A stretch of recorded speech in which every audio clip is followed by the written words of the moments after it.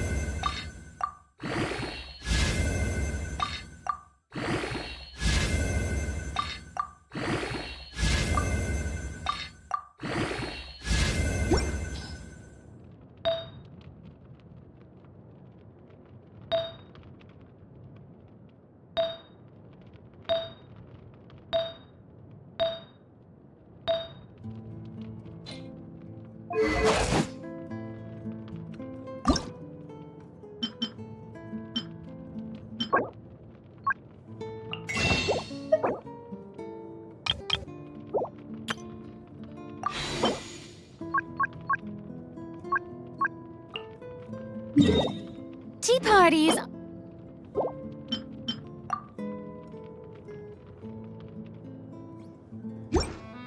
are a must for the well-mannered. If you'd like to learn the proper etiquette, I'd be happy to teach you.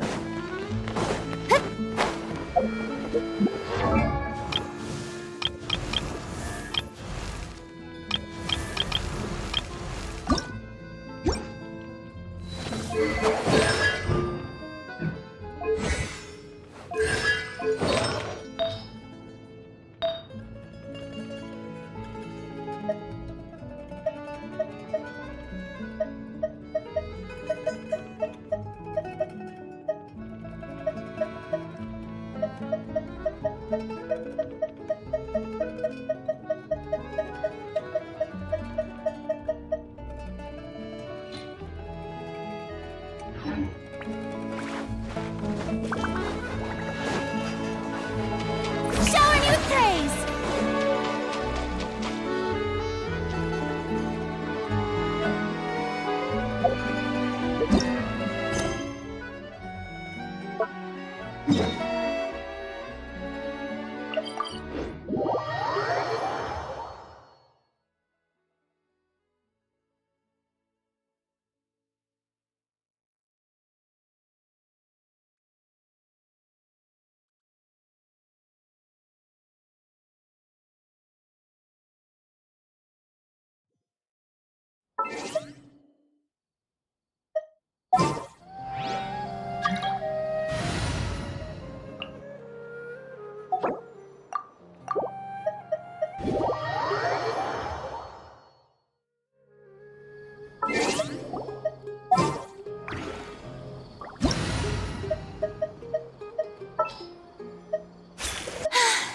Being too popular can be such a hassle. Who knew the people would adore me so much?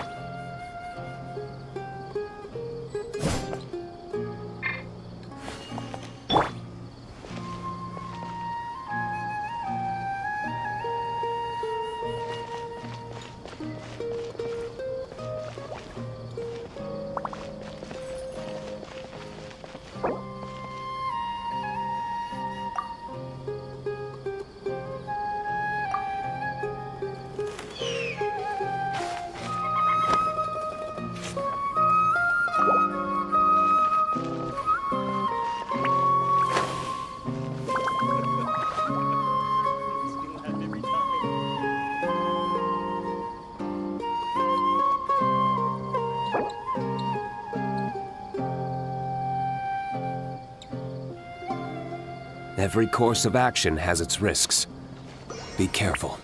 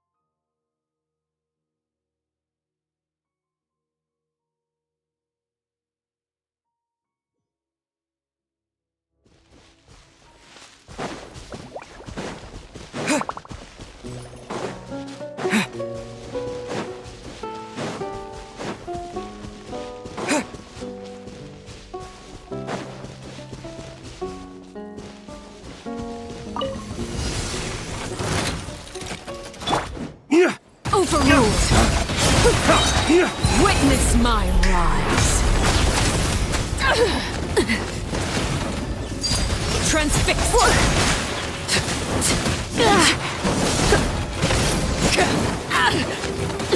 Careful!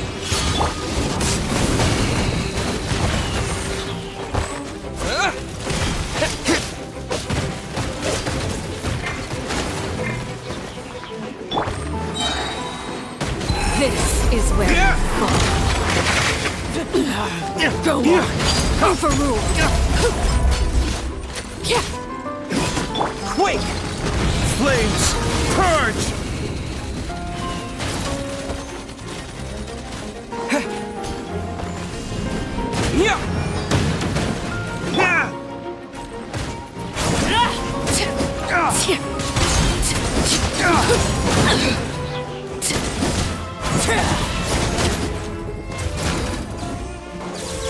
Transfixed!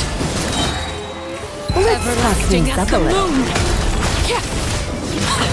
Overruled! Dawn! Terra Flame form!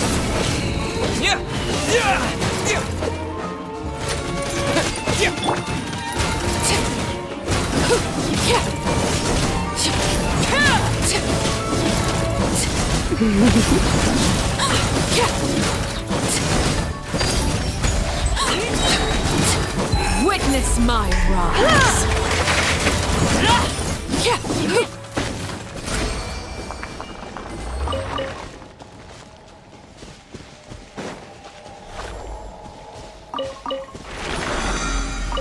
The moment you wield a blade, you realize that different lives carry different weights. Some people have an air of renown and distinction, yet grovel and plead for their lives when faced with death. Their outward demeanor nothing more than a hollow facade. Others appear unremarkable, yet carry a heavy burden within. Despite the factors that differentiate us in Transfixed!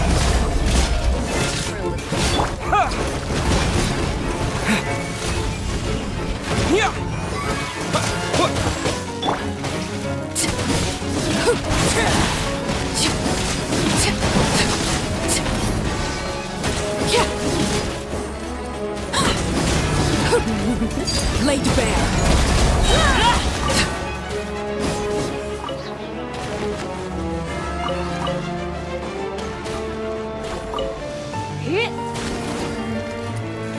Everlasting as the moon.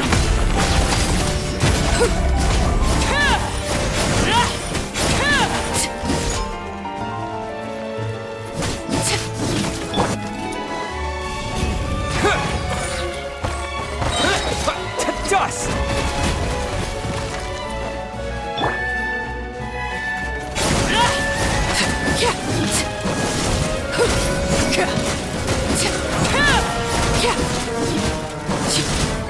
Overruled.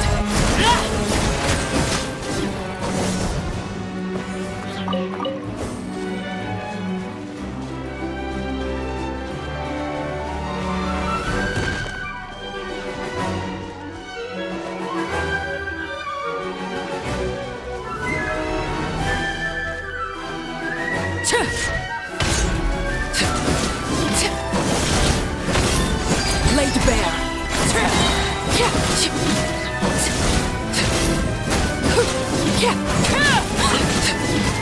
This is where you fall.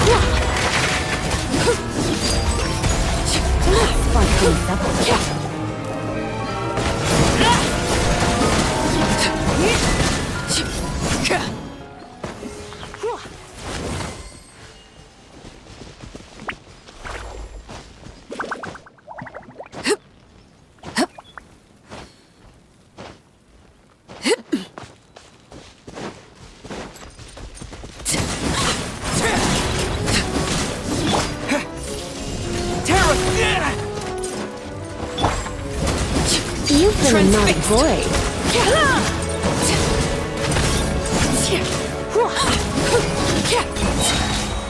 Everlasting as the moon. You're in for a little shock.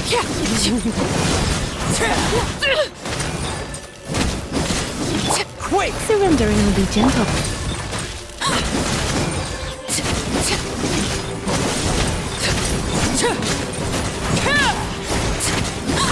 Laid bare. This is where you fall. Transfixed.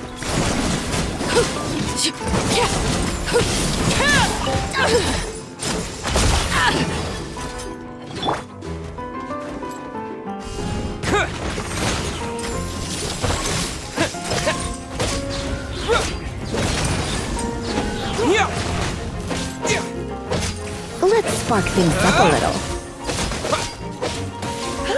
Terra Smash! Yeah, yeah.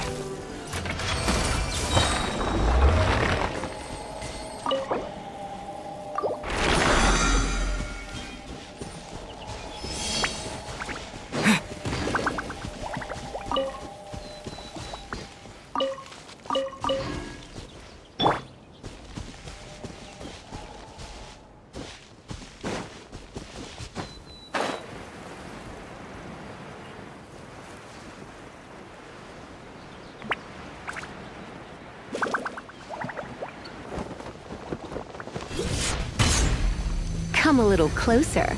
Blitz. Dust! Laid bare. Witness my rise. Overruled.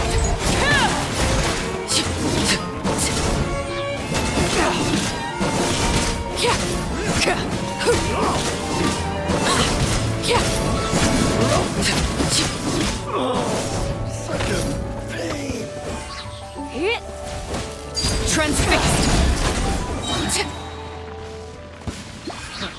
Another test subject. You've been a naughty boy. Everlasting as the moon.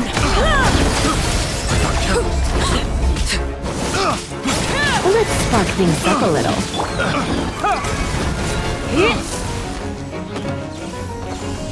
Yeah!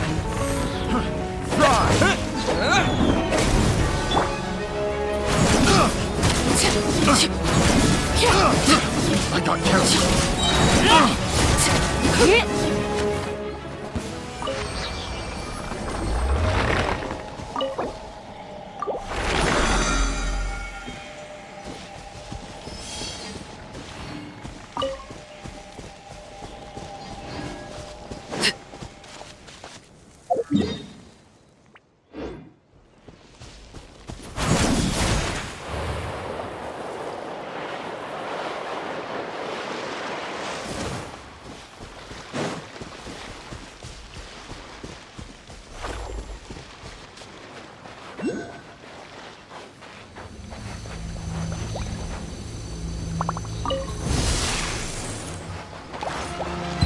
Surrender and be gentle. Laid bare. Go on. Terra Smash! You've been a naughty boy. Dust!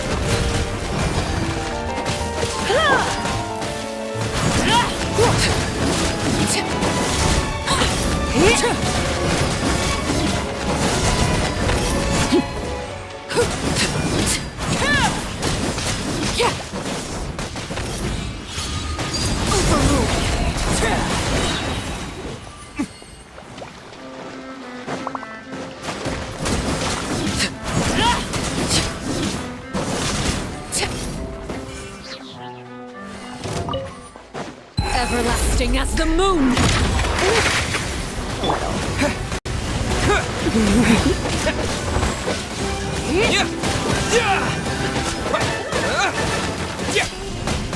Terra Smash! Quake! Transfixed.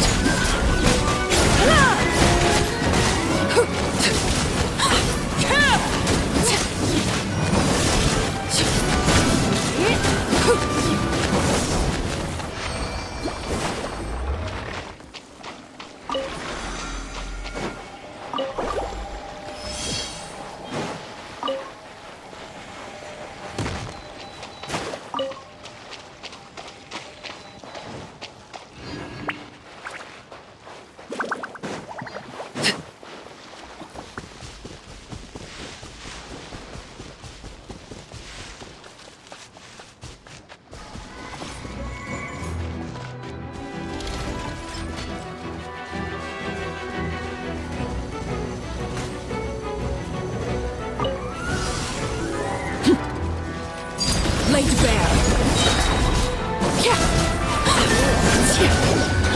Witness my rise. I hear children singing. You've been a naughty boy. Yeah!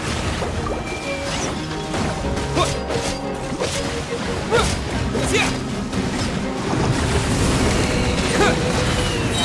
To dust!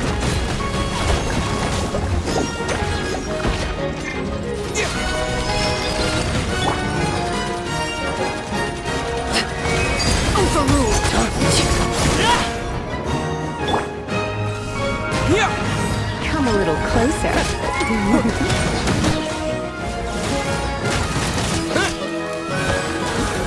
Terra Smash!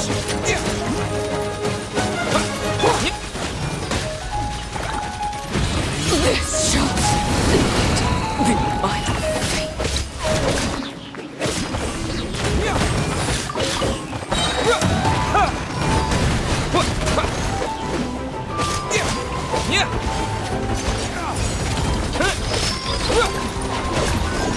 Terra Surrender Smash! and be gentle. You've been a naughty boy. Don't be such a brute.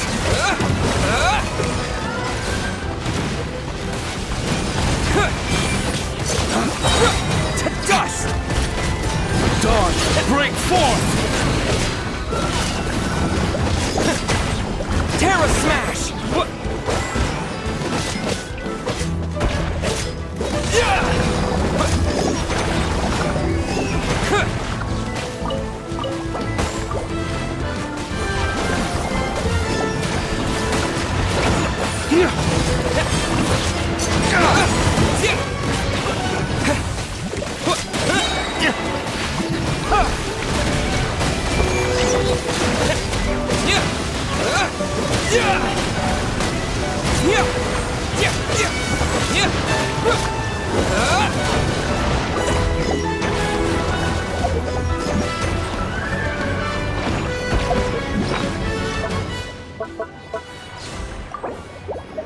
Don't.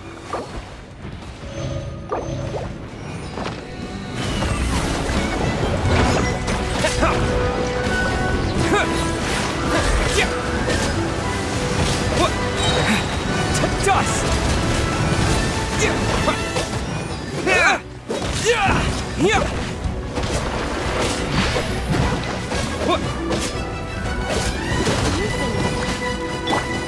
Laid bare.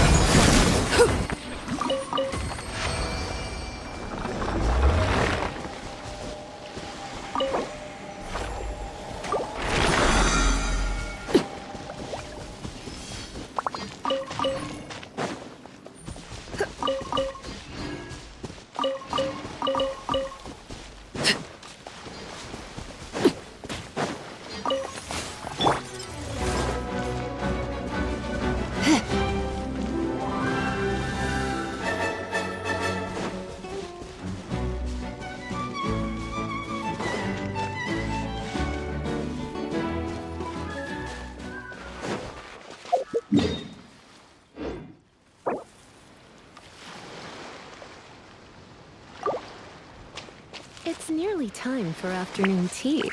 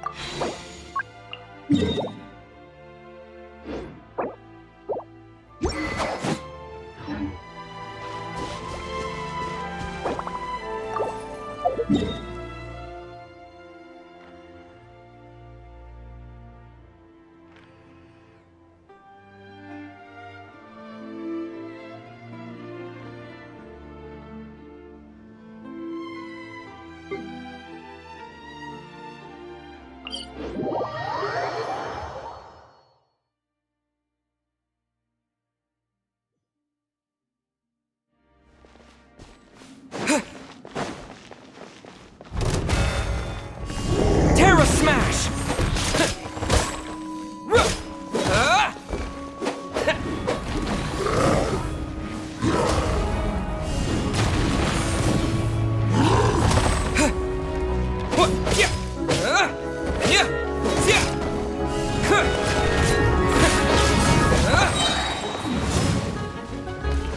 Quake! Terra Smash! Overruled!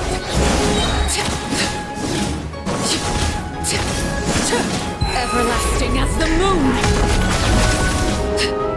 Laid bare!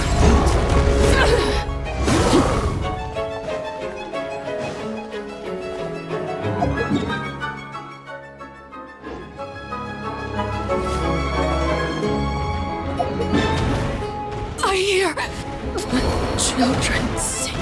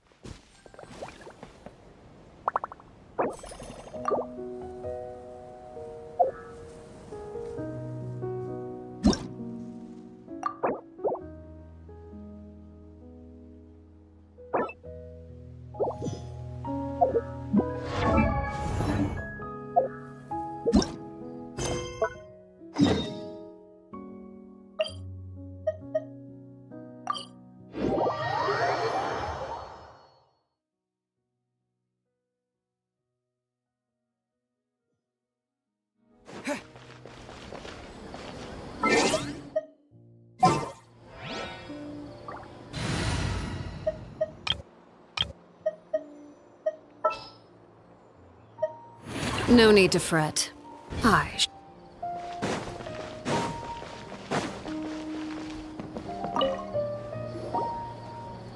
Perfect. It's you two. I have a commission here that has your names written all over it. In fact, I'd even go so far as to say you're the only ones for the job. The only ones for the job? Huh. If our help is really that important, it's probably some Archon-class commission, right?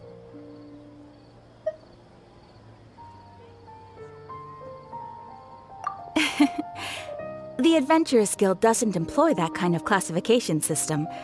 In fact, this commission is also probably not nearly as intimidating as what you're expecting. All it asks us to do is to find a missing person.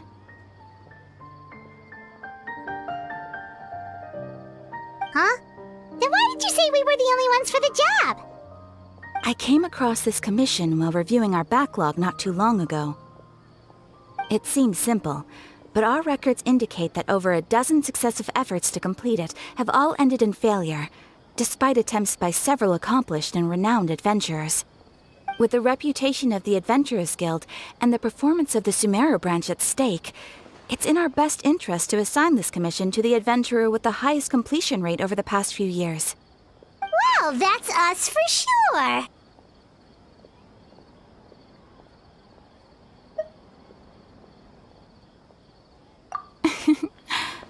All I'm asking is for you to give it your best shot.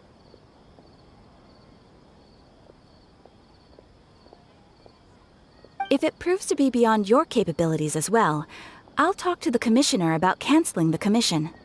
Okay, so who are we looking for? And what is it about this commission that's made it so hard to complete?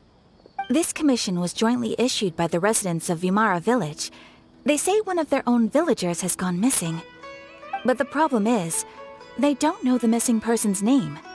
They can only provide information about his general appearance. They're all from the same village, but they don't even know his name? If so many adventurers have failed to complete this commission, maybe this missing villager doesn't exist at all. Could it be some sort of a prank or something? Unlikely. Several villagers came by to issue the commission, and judging by their appearance and tone of voice, they seemed incredibly sincere. It certainly didn't seem like a joke to them. Besides, putting up a commission requires a processing fee. There aren't many upsides to a prank that costs Mora to carry out. In any case, it would probably be best to go to Vimara Village and ask around first. The Adventurers Guild does have some information on hand, but I would say anything you can learn directly from the villagers would be far more reliable. The best way to avoid misdirection is to go to the source. All right then, let's go! Paimon's starting to get really curious about this whole thing.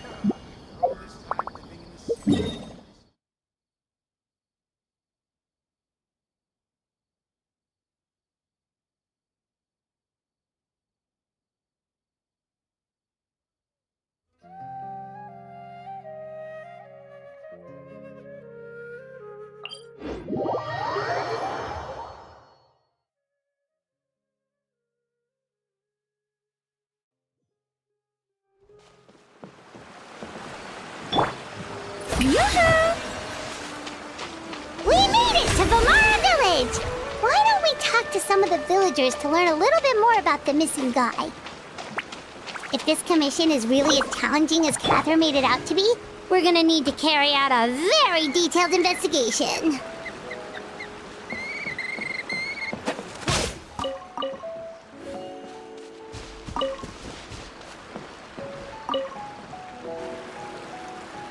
Hello there. You looking to buy something? I do business in this area. Oh, no, we're adventurers. Catherine sent us to look into a commission here in Vimara Village. Ah, so you're here about that, then. Ah, you're not the first, that's for sure. We've certainly made a lot of trouble for you all. To be honest, we aren't holding out much hope. Many adventurers have made their way out here, confident they'd be able to help us, only to leave soon after with nothing to show for their efforts.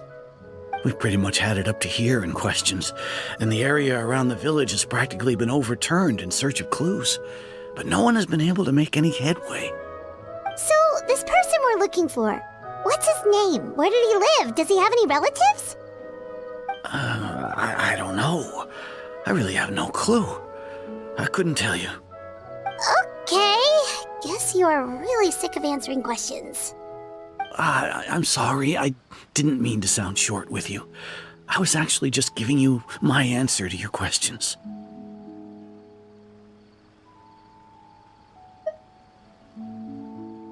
I know it may seem like we don't have anything to offer by way of information, but I promise you, we all have a very strong impression of him. When you live in the same village as someone, you develop a lot of memories together, you know? We just don't know the specifics. Maybe we did at one point, but that information is long gone by now. At least that's what everyone in the village seems to think. We've all exchanged what we know, and that was the only logical conclusion. All right, specifics aside then, what kind of person was he? Young guy, in his early 20s probably. Incredibly kind sort of person, always willing to lend a helping hand. I chat with him when I didn't have any customers. I even saw him stick out his neck for others on more than one occasion. Very interesting guy, that one. Now that you've started talking about him, you don't seem nearly as down in the dumps as you did before. Seems like he left a pretty good impression on you. But of course, everyone in the village is pretty fond of him. We wouldn't have issued that commission otherwise. There aren't many young people like him nowadays, so genuine and pure. To think that he just up and disappeared one day. I just hope nothing bad happened. Could he have just moved away without telling anyone? No, he's not the type to leave without saying goodbye. And anyway, moving away without being seen by a single person in the village, there's no way he would have been able to manage that. Huh. All right, thanks for the information. We're gonna go ask around some more.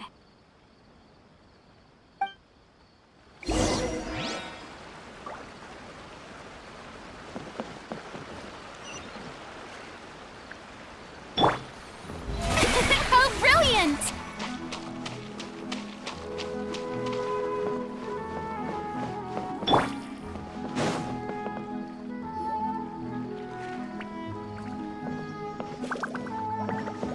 Is that guests I hear?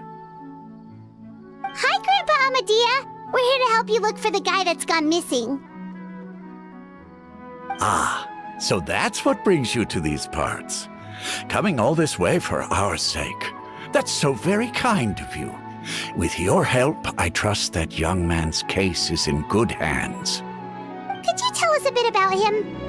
Of course. I'm happy to help any way I can. With my failing eyesight, I'm afraid I can't offer much about his appearance.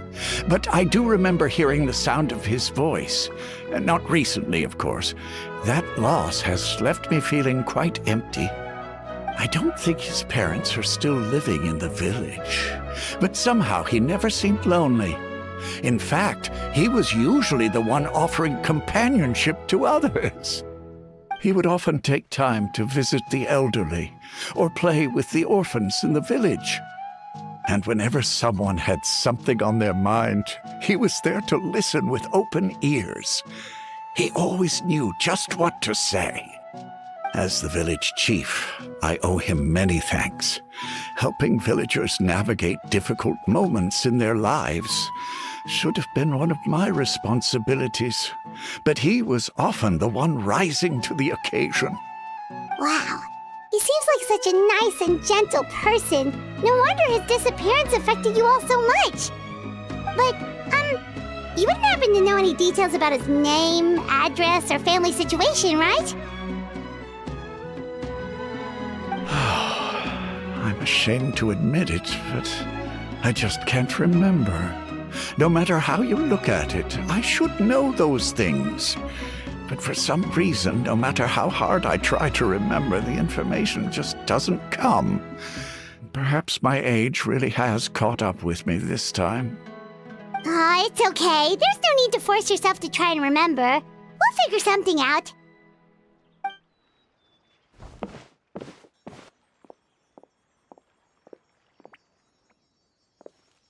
Well, Traveler, what do you think?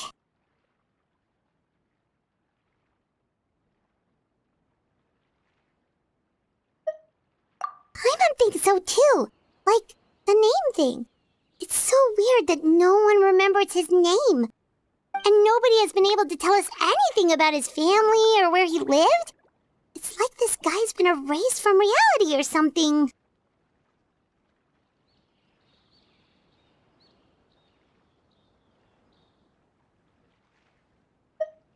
Wait, so you're saying it's not that he's been erased, necessarily, but more like he never existed to begin with? Okay, Paimon's gonna need some time to process that one. Someone who only exists in people's memories?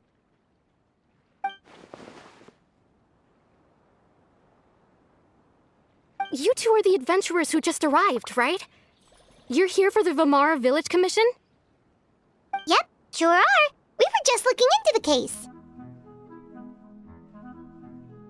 I'm so glad to hear that. Thank goodness you haven't given up. I've been so worried the Adventurers Guild might cancel our commission.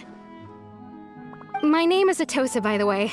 I grew up here in Vimara Village. Anyway, I just wanted to say, please keep searching for a missing villager. I'm begging you. You have to. Yeah, no need to worry. We'll give it our best shot. So, were you close to the missing villager? Are there any leads you can give us? I'm not sure this counts as a lead, but follow me. There's a place I'd like to show you.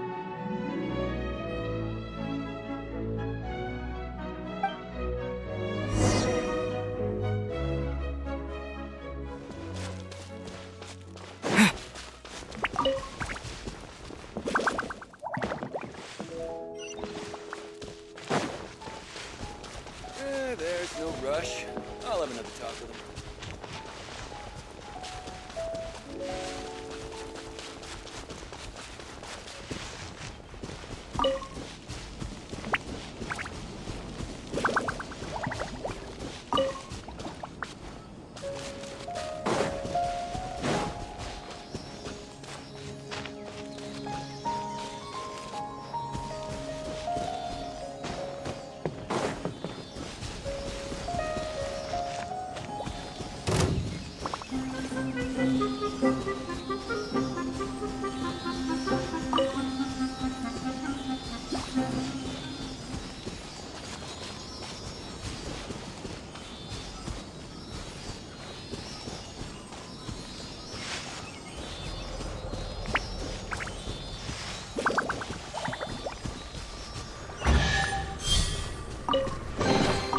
I'll keep this close.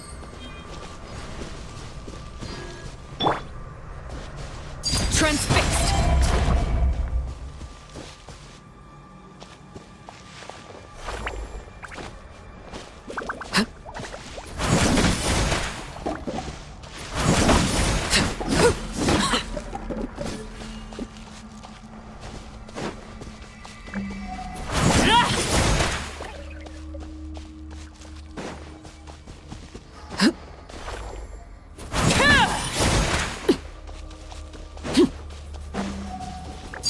Overruled!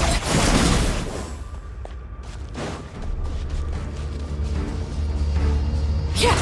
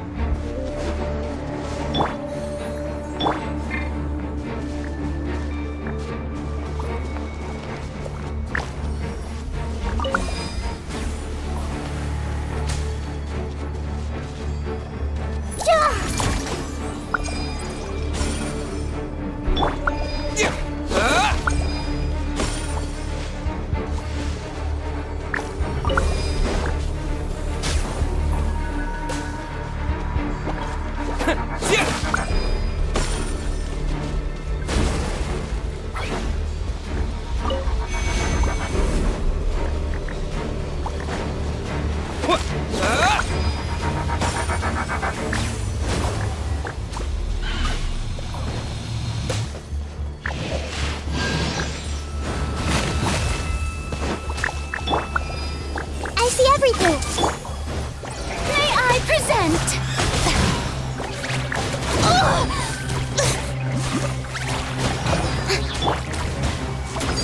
Laid bare!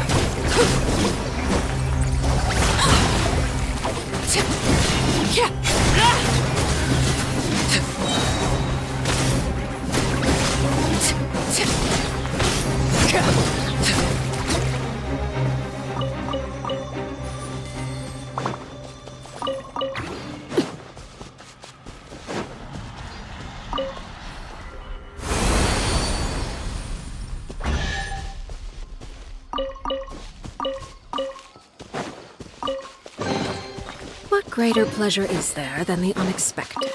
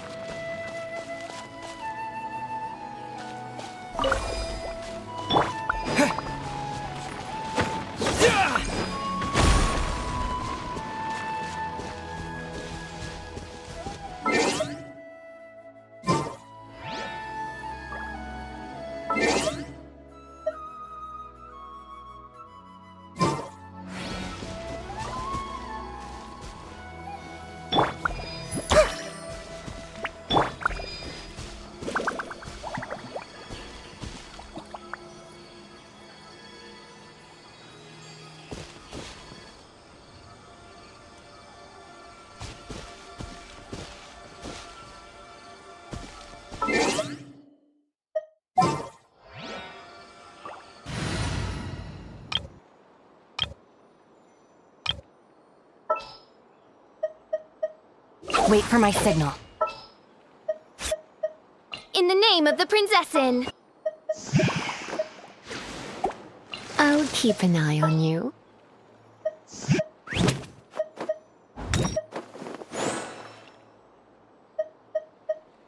Hurry up!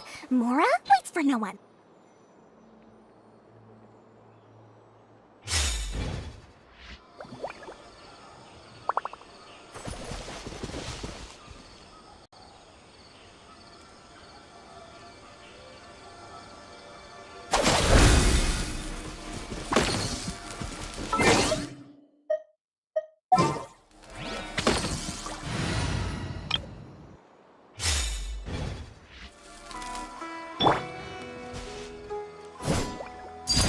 Overruled.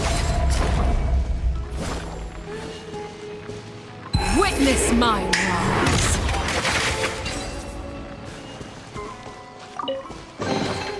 What greater pleasure is there than the unexpected?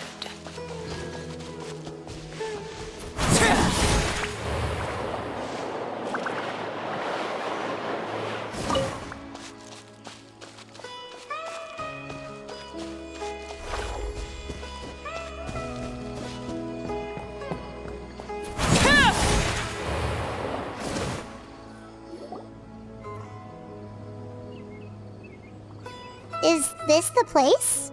Under this tree? Yep. I know it doesn't look like much, but this place is very meaningful to me. It's so full of memories. We used to always sit together under this tree and talk. Sometimes we would look up at the clouds in the sky or stop to feel the wind against our skin. We could sit there for hours at a time, never realizing how long it had been. I was actually adopted by the people of Vamar village. The forest rangers found me in the woods as a child. I was surrounded by such good people, and growing up in the village was so lively. Still, there were times when I couldn't help but feel incredibly alone. Alone? How should I put it? When something's bothering you, or when you have good news to share, you always want to talk about it with somebody. But for the longest time, I didn't know who I could talk to, or if I should say anything at all. Everyone has their own problems to deal with. Even if I might want to confide in others, I don't want to become a burden. Really? You know exactly how I feel?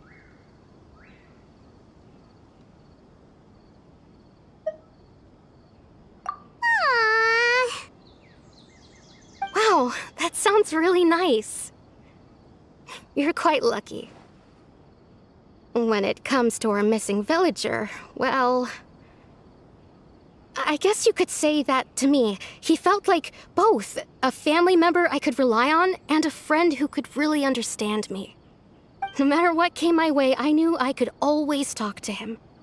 He was so thoughtful and pure, and patient, too. Whenever I talked to him, he would always seem so interested, as if the things I was describing were just as important to him as they were to me.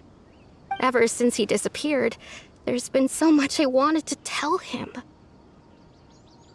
No, none of those things matters now.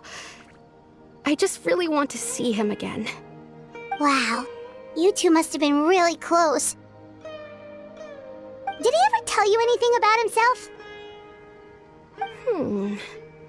He mostly just talked about interesting things he saw around the village. He'd share a lot of his own wild ideas as well. Oh, right! I did ask him about his parents once. But all he said was, they're not here anymore. I didn't know whether that meant they had left the village or passed away, and I didn't want to pry. Still not much to go off of. Look at me. Talking your ear off and still nothing to show for it. I'm sorry I wasn't more help. The last time I talked this much in one go was when we were still together. Come to think of it, every time we talked, it always seemed to be around dusk, just like right now. Time always passed by really slowly. Even when it felt like we'd been talking for hours, the sun would still be at the same position in the sky. Well, time always seems to pass slower when you're relaxed, right? What's wrong, Traveler?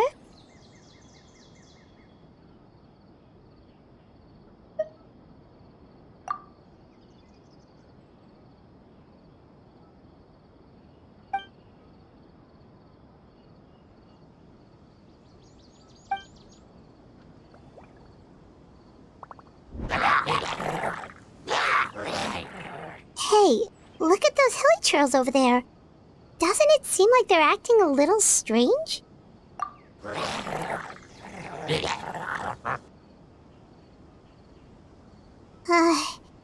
The Abyss Order. Could they be the ones behind all of this?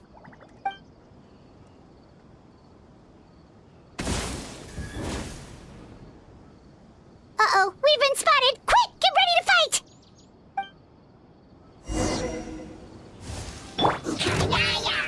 Strike a pose!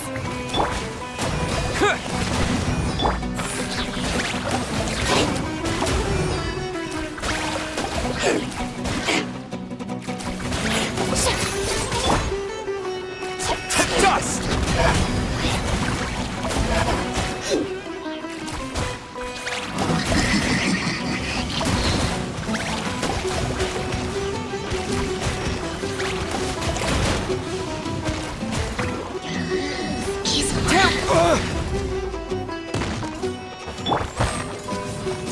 Yoo-hoo!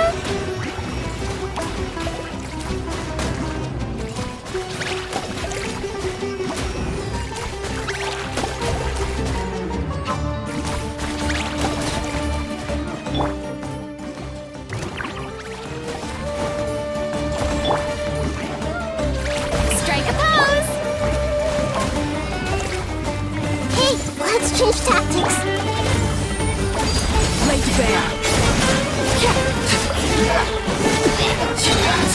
This is where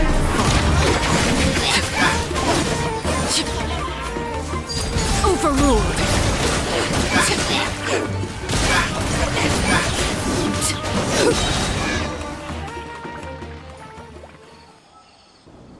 Thank you so much. I wasn't expecting monsters to show up. If you hadn't been here, I'm not sure what I would have done. It was no trouble.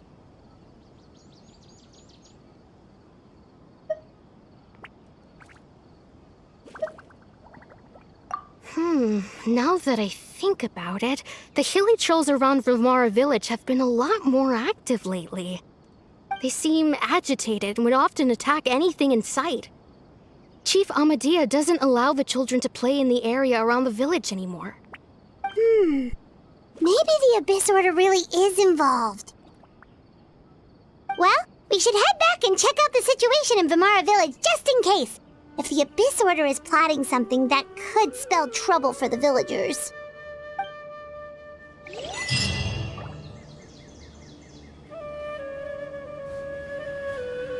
Wait a second. That person! It's Dainslev!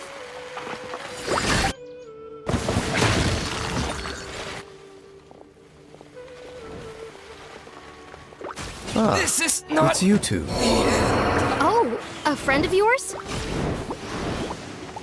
Well, I'll leave you all to it then.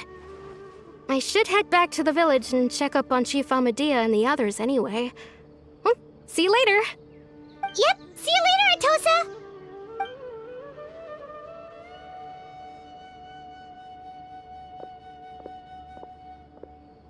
Why do you always have to pop up out of nowhere like that? Is it your life's mission to jump scare us or something?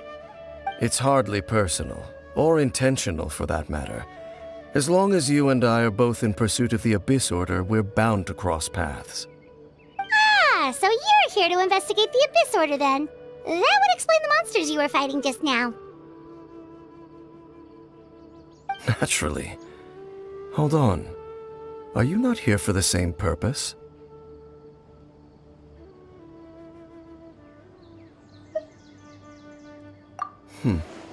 No matter.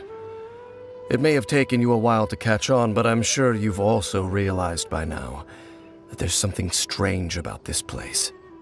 The Abyss Order is most certainly planning something in this area. Or worse, their plan could already be in motion. So you think the Abyss Order is behind the hilly trail activity in the area? As things stand, I highly doubt that is their primary motive. I would imagine the increased hilichurl activity is merely a byproduct of whatever it is they're really trying to accomplish. Still, the hilichurl activity is causing a lot of problems for the people here. We should stick around for a while and protect the village, don't you think? The best way to protect them is by figuring out what the Abyss Order is truly planning. That is how we prevent further tragedy.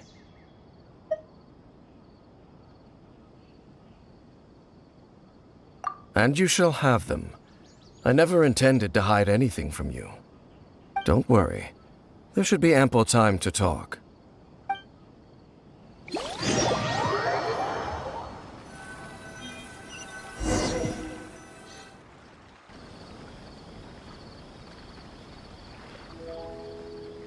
Ah, so that was the commission that brought you here to Vimara Village. Someone who seems to only exist in people's memories. That is indeed quite intriguing. I would agree that it's unlikely you have a simple missing persons case on your hands. However, any possible connection to the Abyss Order is still unclear. It appears all we have by way of clues is increased hilichurl activity, and that is certainly not much to go off of.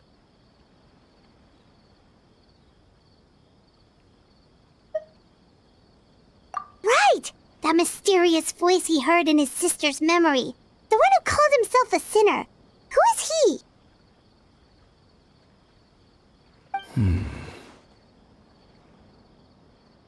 Traveler, let me ask you this. Do you believe your sibling to have betrayed you?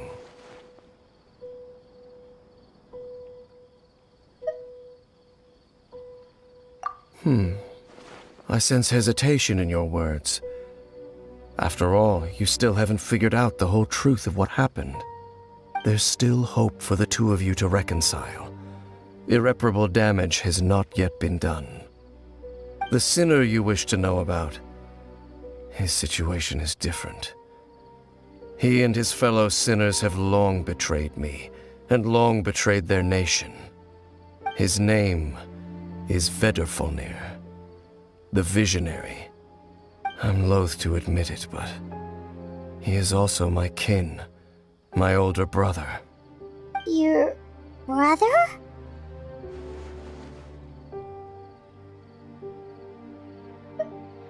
There were 5 of them, the 5 sinners of Kanria.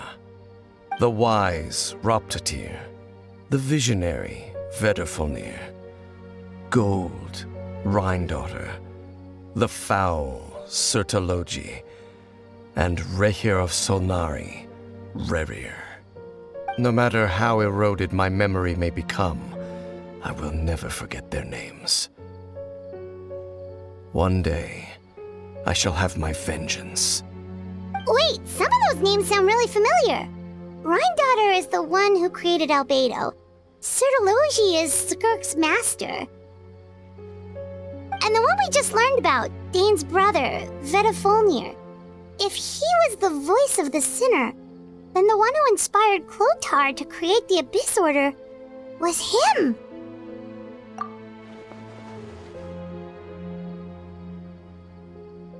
They were once people of great esteem in Canria, those who carried the hopes of the nation.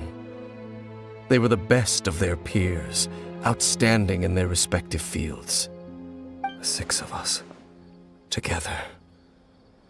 We should have been the ones to prevent the disaster.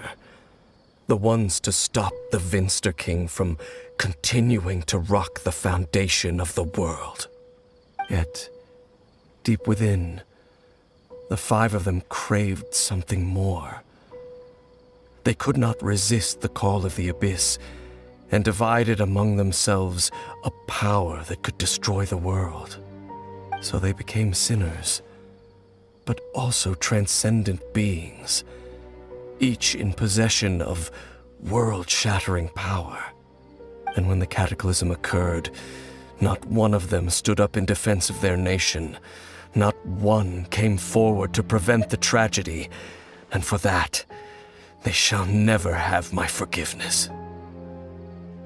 Indeed, if they are not stopped, the day is sure to come when they will also betray the entire world.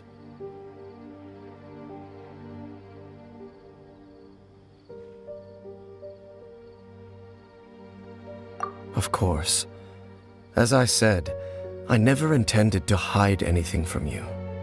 So, Dane, what have you been looking into all this time? I've continued to investigate the questions surrounding the Loom of Fate.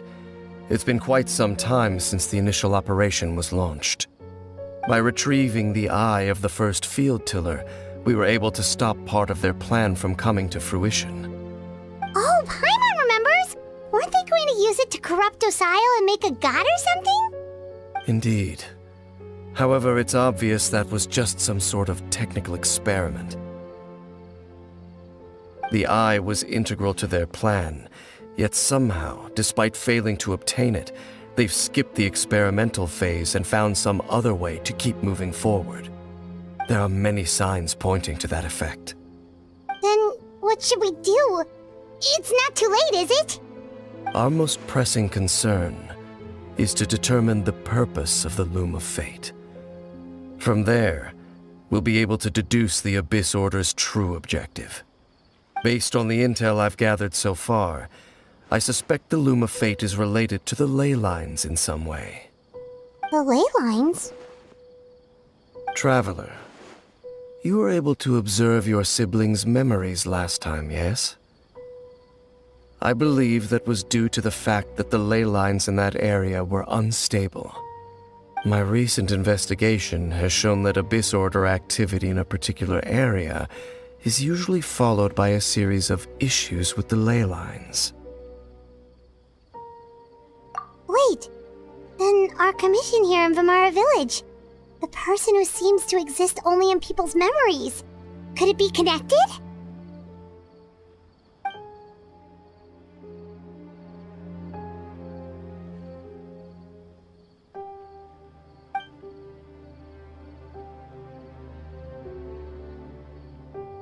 It's certainly possible. I'll join your investigation tomorrow. This missing persons case could very well turn out to be the key to unraveling these mysteries. Well, if we're teaming up with Dane again, we're gonna need all the energy we can get. Let's try investigating somewhere a little further away tomorrow.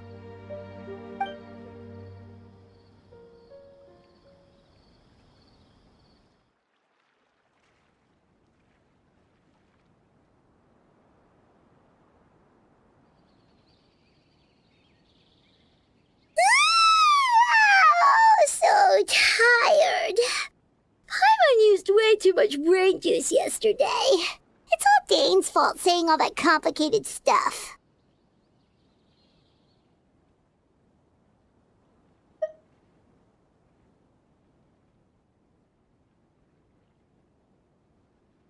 Well, let's go find Dane. We've got a lot to do today.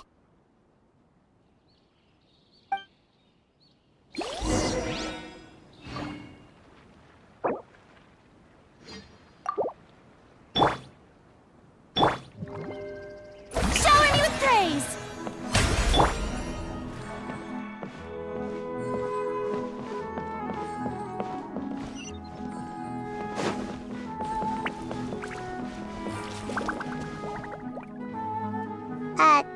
Dane? Hello, Dane? Why are you just zoning out over here?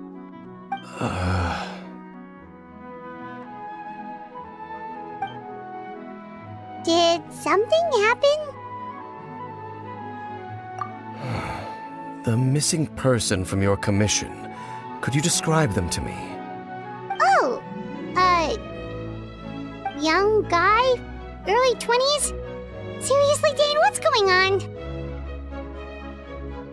There appear to be certain memories in my mind that weren't there before. Memories of him. Maybe we just talked too much about him yesterday and you had a weird dream or something? No, it wasn't a dream. They're memories. Memories that suddenly appeared in my mind after I woke up. And I'm certain I've never met this person before.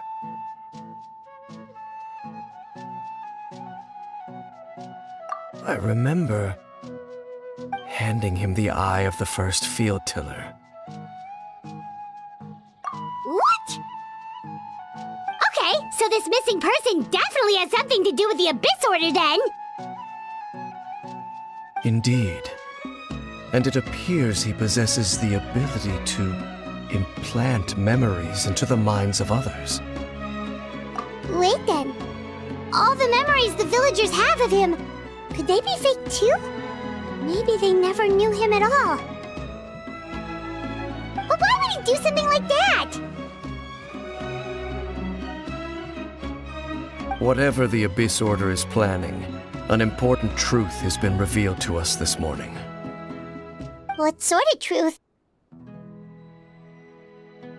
That their goal is still to obtain the eye of the first field tiller.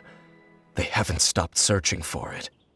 I am the only person who knows its location. Perhaps implanting that particular memory was an attempt to interfere with my mind in some way. Your concerns are not entirely unfounded. I don't believe the Abyss Order is capable of altering reality like that just yet. However, considering their single-minded pursuit of the Eye, I would say an equal level of caution is in order on our part. Come with me. We must check whether the Eye is still in our possession.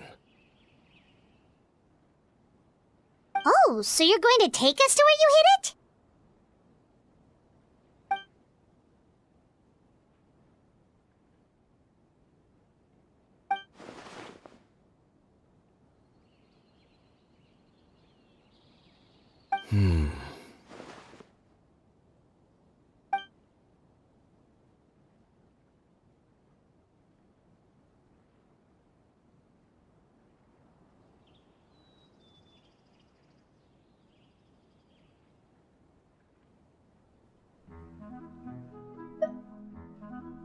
Of course. I want to go traveling too! I gotta grow up quickly so I can go find Rana.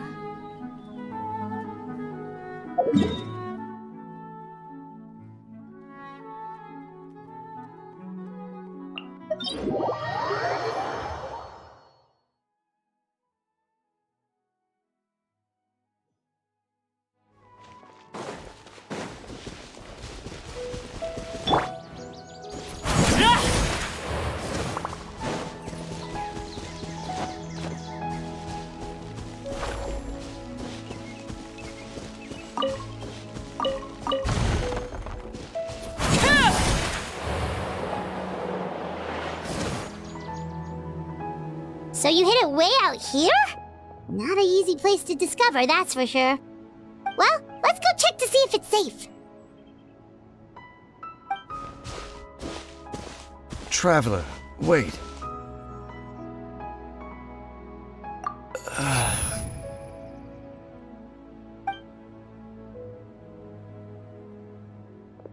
We've no time to lose. Let's head inside.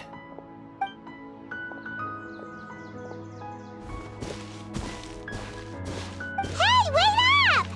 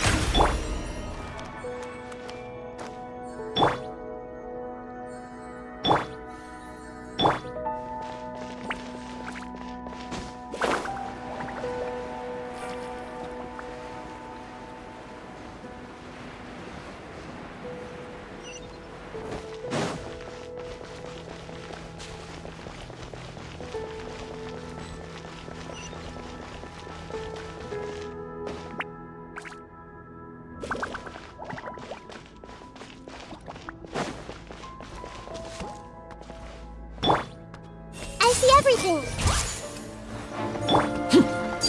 Transfixed!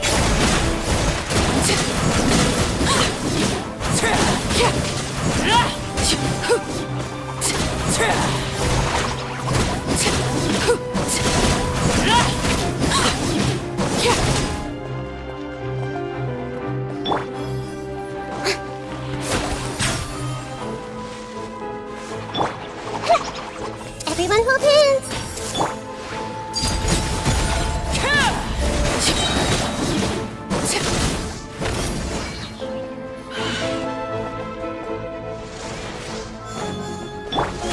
I see everything!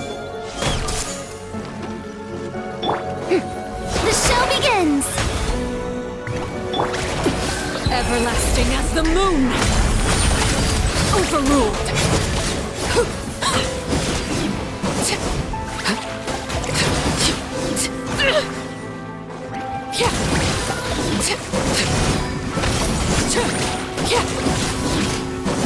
It appears the mechanisms here have changed over time. You can access the upper floor through the side door. Perhaps you should try reactivating the mechanism over there.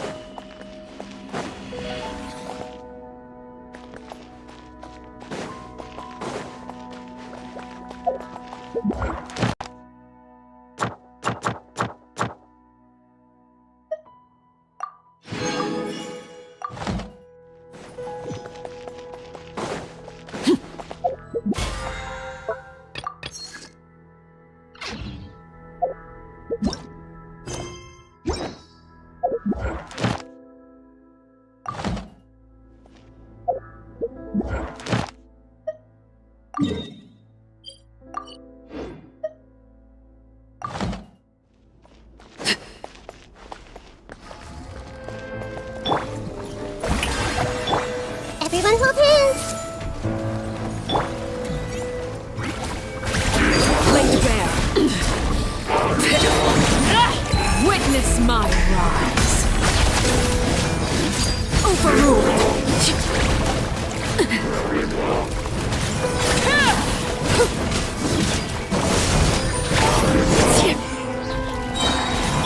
Wait!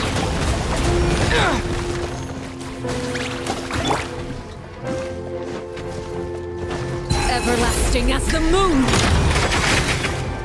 Transfixed!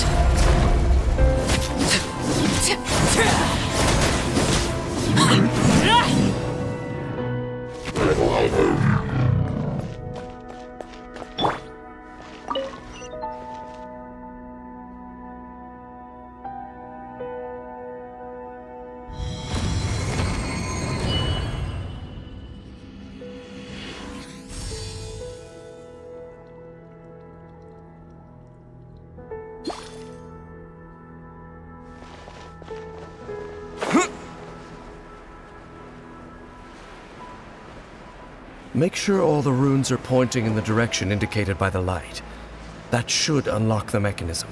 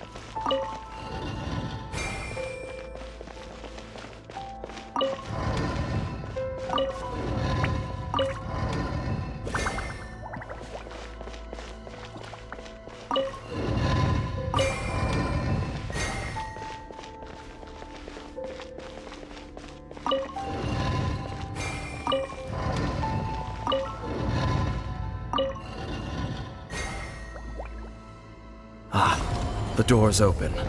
Let's go. Our destination is just up ahead.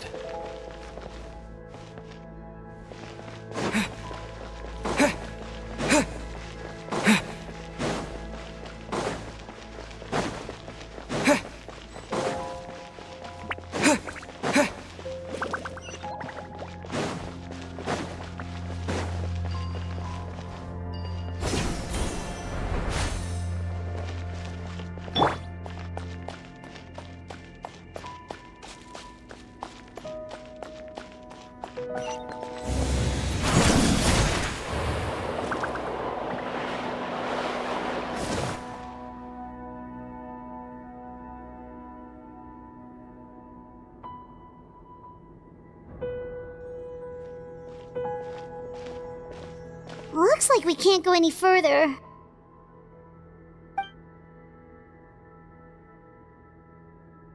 Be on your guard. I sense the presence of the Abyss. It's the Abyss Order! They're here!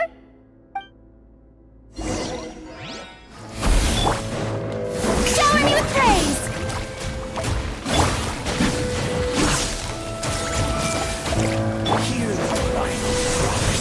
Laid bare.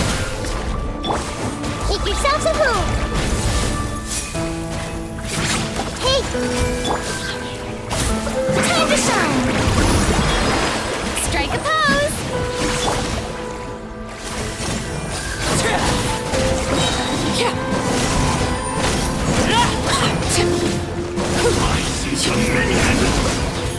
Witness my rise.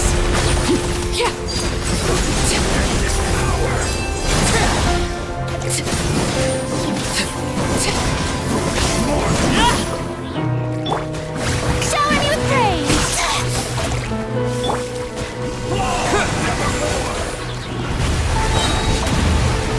To dust!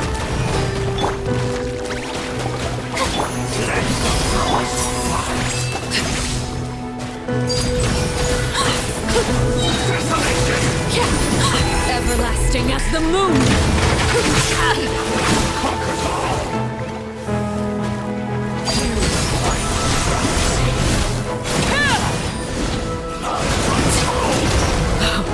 Wanted my full attention, did you? This shall not be my fate.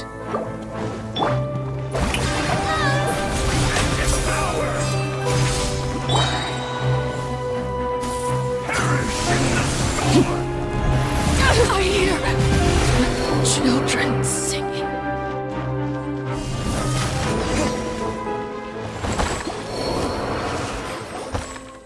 Just as I suspected. The false memories were a trap. The Abyss Order just wanted to follow us here. Now that they're in the vicinity, we should have a chance to see. Dane? What's wrong? Can you feel that? There's been a disturbance in the ley lines. It must be the work of the Abyss. Wow, you must be really sensitive to that sort of thing. Paimon doesn't feel it. You too. Do as I say. Use that mechanism over there and leave this place. The Abyss Order is putting something in motion. If you return to Vimara Village, I suspect you might finally have the opportunity to locate the missing villager. Just think of it as a way to divide and conquer.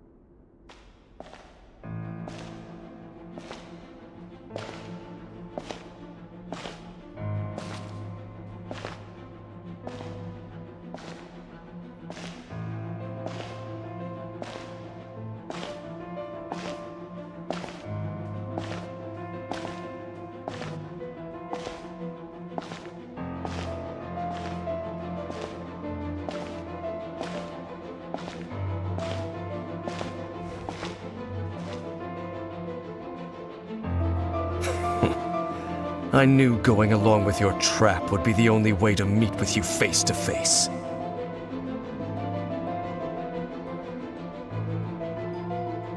You risked your safety and that of the Eye? That's quite the gamble, Dainsleif. But I believe that I am the one walking into a trap laid by the Twilight Sword. So you came here all on your own? What about those followers of yours? When the Twilight Sword is prepared for battle, any army I could send would only be marching to their doom. Better that I face you alone. I know you must have a lot to say, but if it's a conversation you want, you'll have to defeat me first.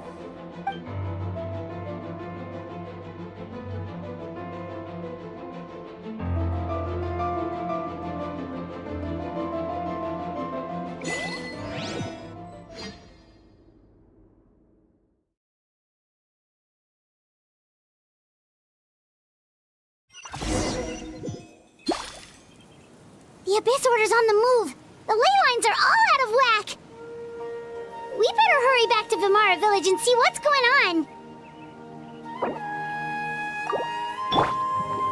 Shower me with praise.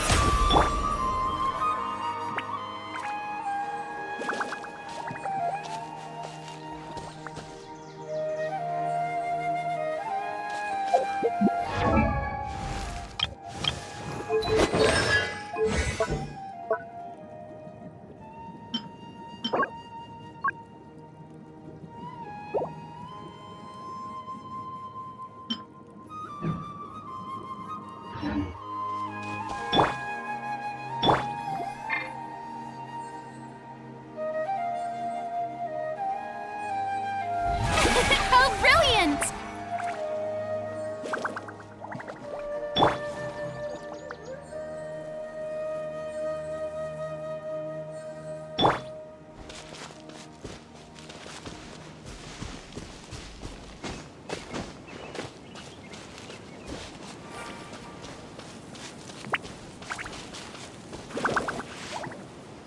Hey, look at those hilly trails over there. Weren't they acting super agitated just a little while ago? Why are they so calm all of a sudden?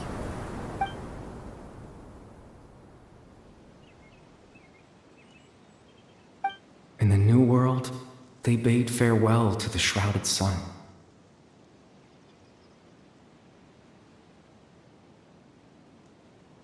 At last, they no longer needed to dwell on their suffering, or try to differentiate between various thoughts of blasphemy. Such was the price they paid, and thus their souls became cleansed and pure. Did you hear that? What was that sound just now?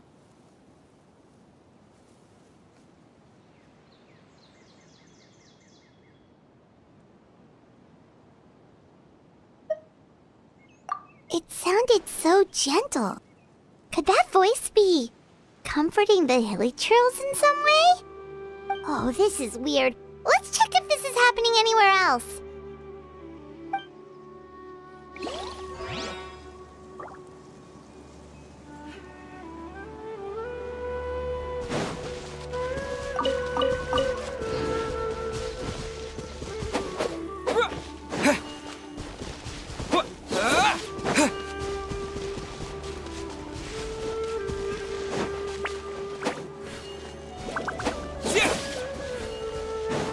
Looks like the same thing is happening over here, too. The hilly trails are calm. You see, we're both still here. We've reclaimed an endless amount of time to love. Release your tears. You no longer need to hold back your sorrow.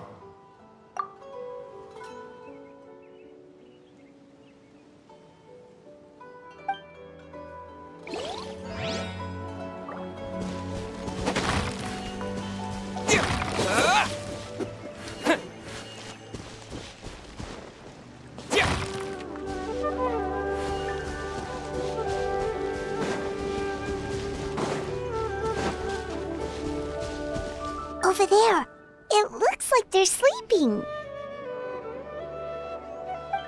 In the end, he will sleep well, Father. Sleep well, my beloved people. When you awake, that which differentiates us shall be no more. It almost sounds like a poem or some kind of story. Well, now that the Hilly Trolls have calmed down, Vimara Village should be safe at least. Let's put this situation to the side for now. Dane said this might be our chance to find the missing villager, so we should head back to Vimara Village before it's too late.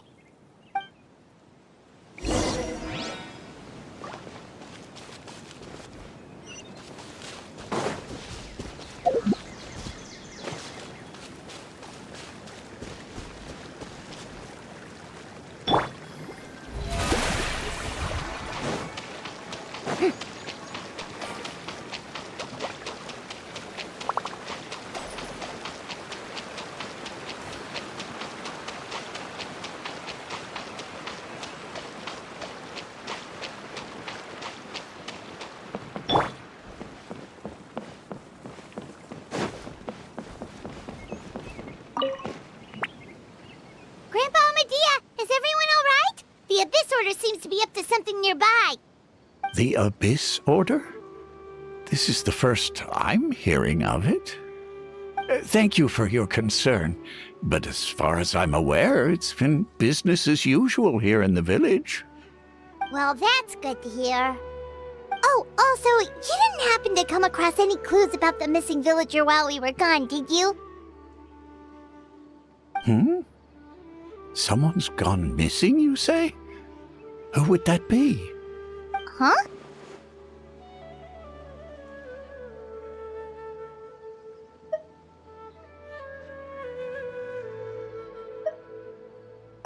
You know, the young guy from Vimara Village. The one you've been looking for all this time. You posted a commission with the Sumeru Adventurers Guild. That's kind of the whole reason we're here, actually. Your missing persons commission. Ah, I do apologize, you two. I hope I'm not worrying you too much. I'm sure it's just my age making me forgetful again. At least right now, I can't seem to recall whatever it is you're referring to. Perhaps you should try asking someone else. But how is that? All right. Thanks for your help, Grandpa Amadea.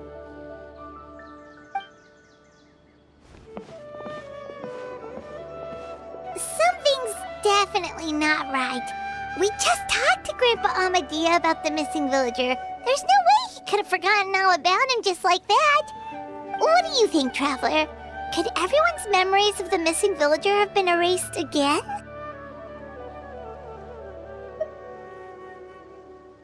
You're right. We should narrow down the possibilities first. Let's go ask someone else then.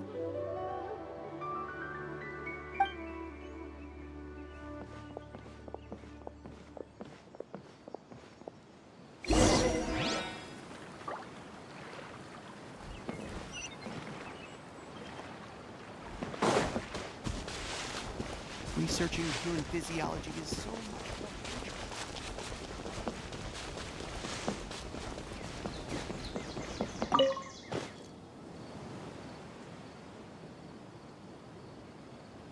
fun. Someone's gone missing? Who? Just as expected. That guy you said a bunch of nice things about earlier? The one you always used to chat with. He's around 20 years old, and you said he was a kind, warm-hearted person? Oh, I know who you're talking about. Really? You remember? There aren't many young people who've earned that kind of praise from me. If you're certain that's what I said, then there's only one person who fits the bill. No doubt about it. But why'd you say he's gone missing? Yeah, I just saw him leave the village. There was someone else with him, too. They couldn't have gone far.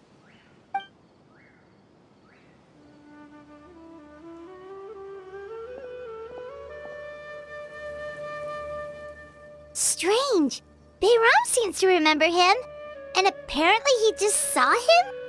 Do you think maybe it's not that there's something wrong with people's memories, but that we've somehow returned to a time before he went missing?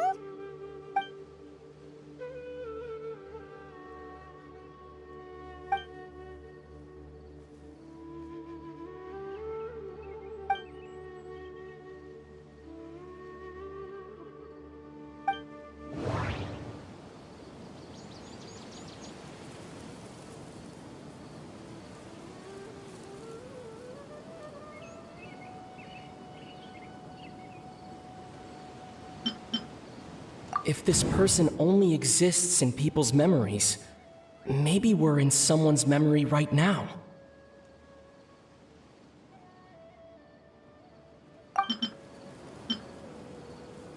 If we really did travel back to a time before he disappeared, that could explain why the villagers said he hadn't gone missing.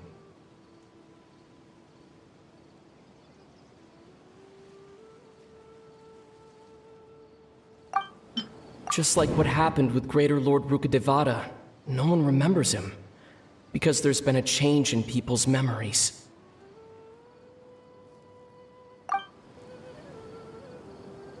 No, Bahram still remembers him. He just forgot about the fact that this person went missing.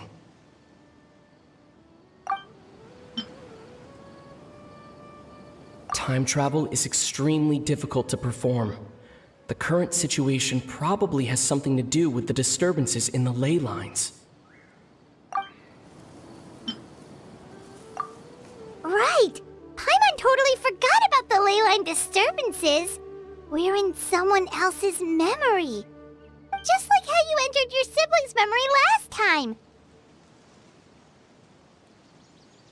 That would also explain why we seem to be at a time before he went missing.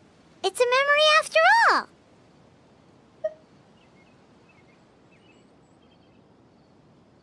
Right. If he's someone who only exists in people's memories, then we're finally on the same turf. But didn't Bayram just say that he saw him leave the village with someone? Where should we go look for him? Who knows how long this ley line disturbance is gonna last? We might not have that much time, and we don't even know whose memory this is. Good idea! That'll help us narrow things down. We pretty much figured out that the missing villager has the ability to... Right! That! Could we try to figure out more about him using what we know of his ability? Like, does it maybe leave a trace that would somehow give him away?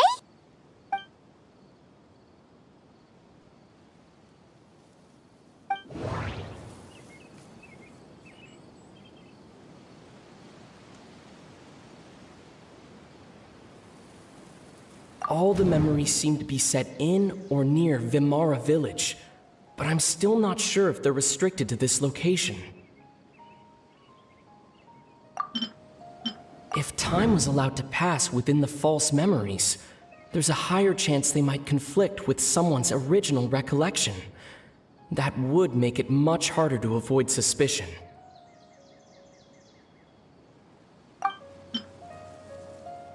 There's a difference between memories that arise from lived experiences and those that are implanted into the mind. Perhaps it has something to do with time. Maybe not. We don't have any way to prove whether certain memories were simply forgotten or never existed in the first place.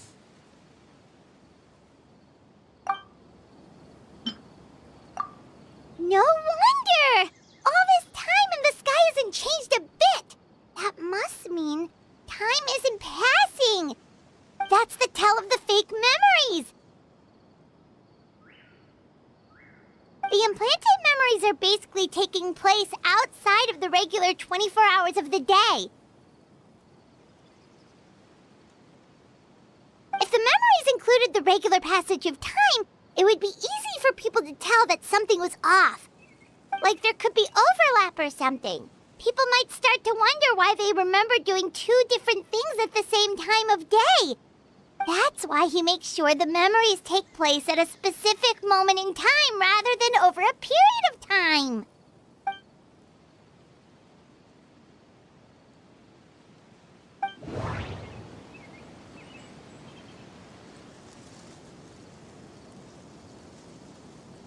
color of the sky coincides with the moment in time she described. Dainsleif had memories implanted into his mind. Could it be that it's happened more than once? We thought Chief Amadea forgot about the missing villager, but it turns out we're at a moment in time before the village issued the commission. No, that doesn't seem right. I need to think about this some more. No, that doesn't... Oh, right! That's exactly what Atosa described! Come to think of it, every time we talked, it always seemed to be around dusk, just like right now. Time always passed by really slowly. Even when it felt like we'd been talking for hours, the sun would still be at the same position in the sky. Yep, that has to be it! This is definitely Atosa's memory.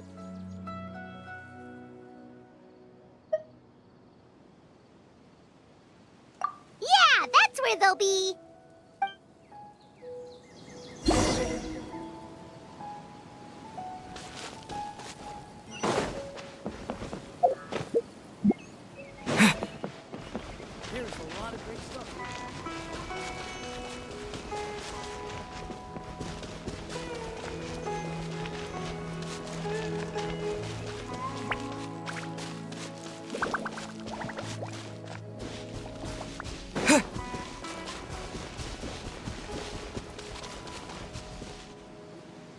So, you see, Granny Jahiet was a mercenary when she was younger. She just talks like that out of habit. She's not trying to scare the children on purpose. Oh, there I go again. Always talking about my own things. Do you maybe have anything you want to share? It's okay if you don't. You could also just talk about what you think of me? Oh, I think you're an incredibly strong and thoughtful young woman. You'll meet many amazing people and live a very happy life. You won't miss someone like me. Huh? Are those your friends over there?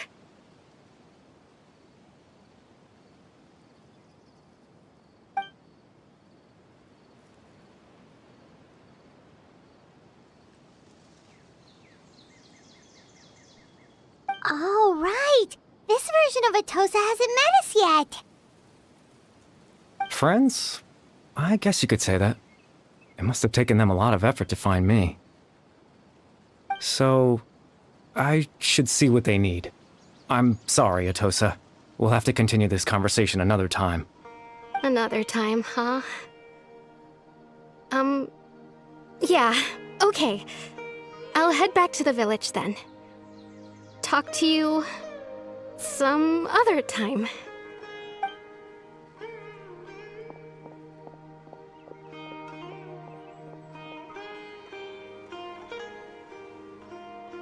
It's nice to see you, Traveler.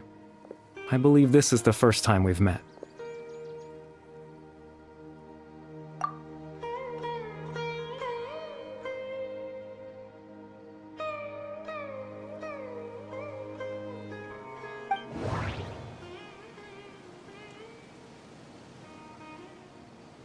The founder of the Abyss Order. The man who broke the curse of immortality. Born into abject sorrow, he shall now become the loom of fate. Dane's brother, one of the 5 sinners of Conria. The one who stole the power of the Abyss. No, that doesn't seem right. I need to think... Born into abject sorrow. You're... Kari Bear Alberic. Oh. You know me? That's quite the surprise. I don't believe I've met you before. Oh, I see. It was the memory, wasn't it? Your sibling's memory. You saw... The me from back then. This is Atosa's memory. I came here to say goodbye to her. But I suppose I'll just leave her a message instead. Come, let's find somewhere else to talk.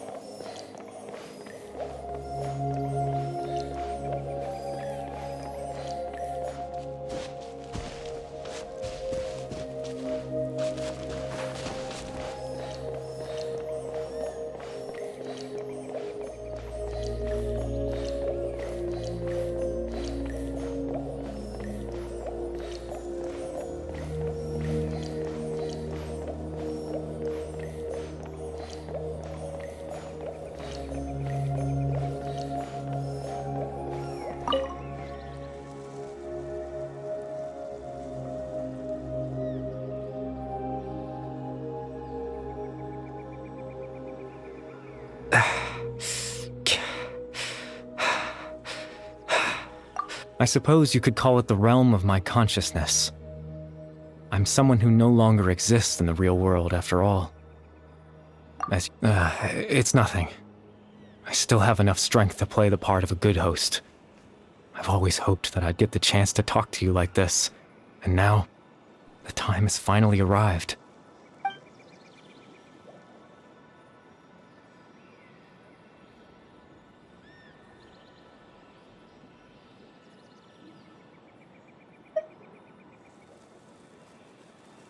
Extreme sorrow and pain, hope and regret coursing through your veins, and a degree of abyssal power that defies comprehension.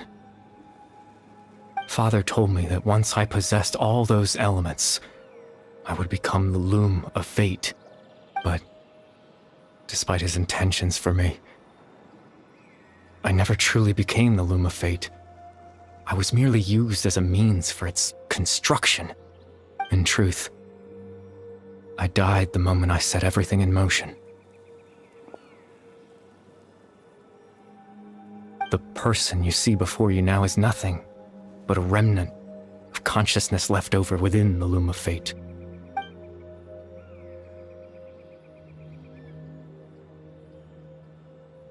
As for your question, the Loom of Fate is a device capable of weaving ley lines. In its primitive form, it can only be used to create and implant memories. But, as more of it is completed, its power becomes stronger and stronger, until finally, it has the power to weave real ley lines of its own. Once fully completed, the moment it gains the power to weave ley lines, it loses the lower level ability to influence memories, but it also becomes a tool that can change the entire world. Yes, I have the ability to control the loom in its semi-completed form. I suppose you can think of it as a form of compensation. After all, its existence cost me my life.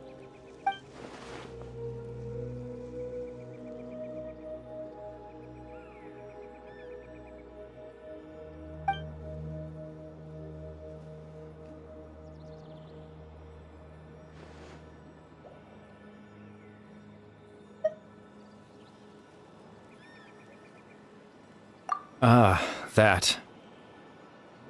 I was wrong to implant those memories. I'm sorry I caused so much trouble. Not only for everyone in the village, but for you as well.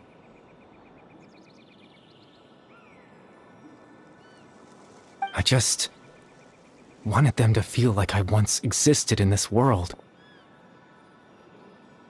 As if I had a chance at life.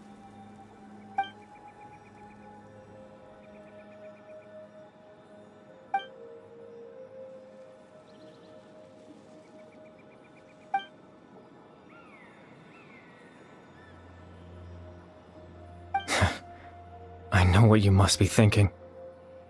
Why would I do something so meaningless?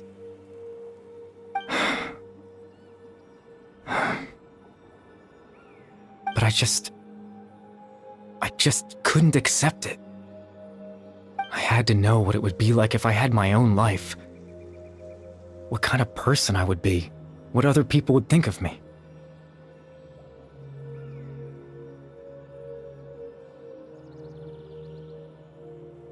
Chief Ahmadiyya, Baram, Granny Jahiyat, Atosa.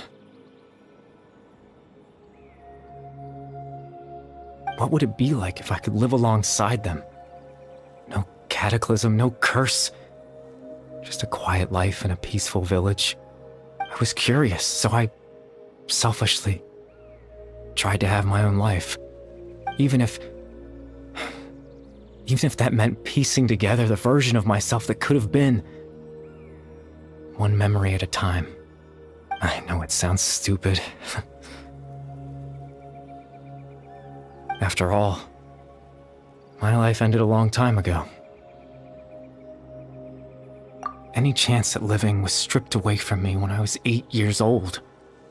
My consciousness left to mature in an illusory world of nothingness. Even the form you see before you was nothing but an invention based on my father's appearance.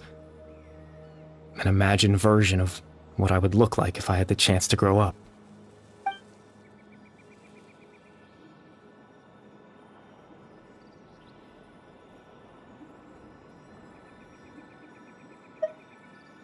I know. But there's nothing I can do to make them find me. If I could exist in the real world, I would return without a second thought and surprise them with the suddenness of it all. But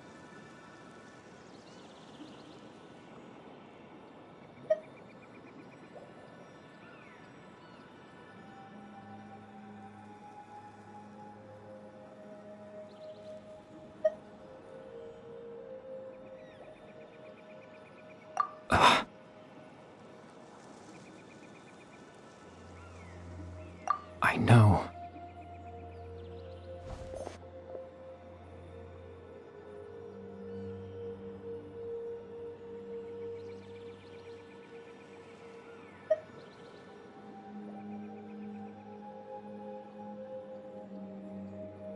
Captain Dainsleif. Twilight's sword, you mean? No need to meet up with him. Things should already be settled on his end. Exactly. As someone who could only exist in people's memories, the fact that I'm able to talk to you in my consciousness like this can only mean one thing. The loom of fate has already been completed.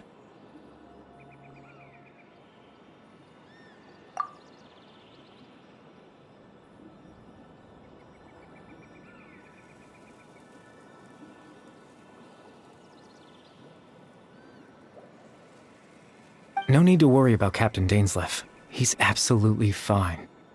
The only reason he lost the eye was because I happened to guess exactly what he was planning. Captain Dainsleif has had the eye inside his body this whole time, hasn't he?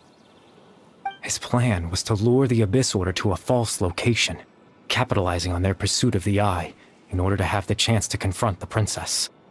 He would then hand the eye to you and tell you to take it away from that location. That way, Captain Dainsleif could accomplish his own goal and ensure the safety of the eye all at once. A very thorough plan.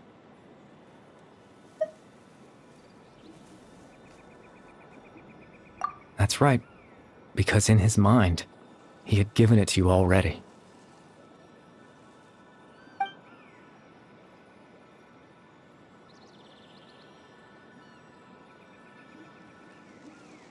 before you two entered that false location.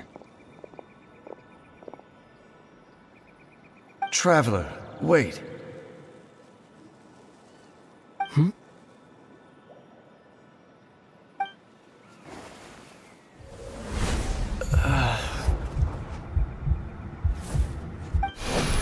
We've no time to lose.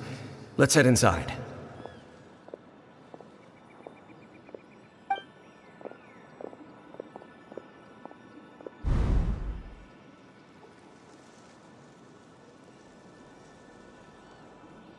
That was when I implanted the memory of him handing you the eye. Given the tense situation at that time, Captain Dainsleif failed to notice anything out of the ordinary, and took that memory to be real. I'm sorry, Traveler, but I needed the Loom of Fate to be completed. And to do that, we had to retrieve the eye.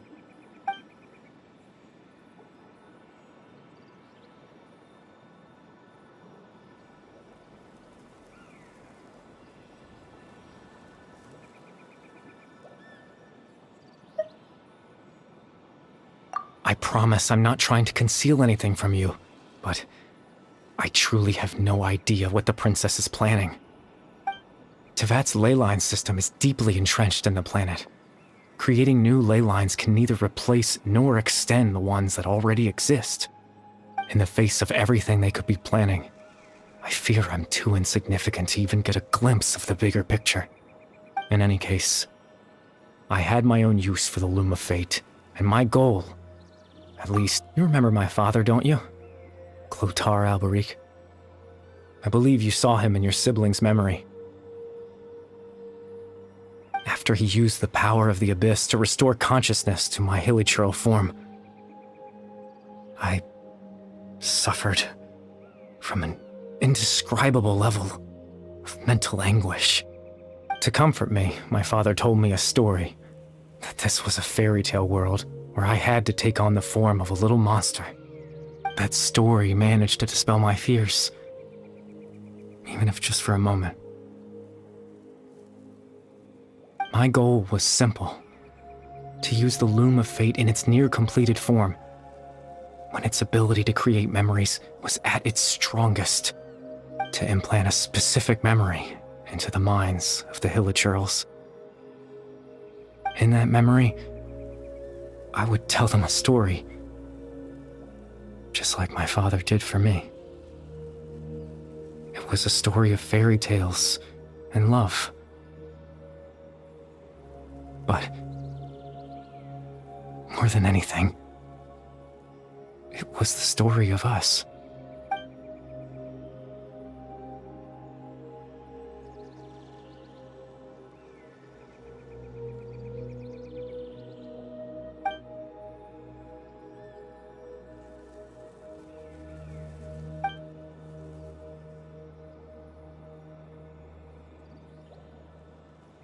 I can't change the world. Not when I lost the very right to exist within it. Implanting those memories, that was the most worthwhile thing I could offer.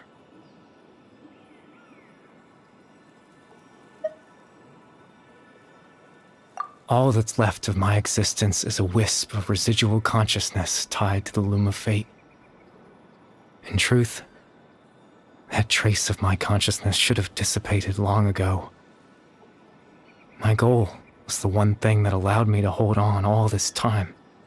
But now, the bedtime story is finished.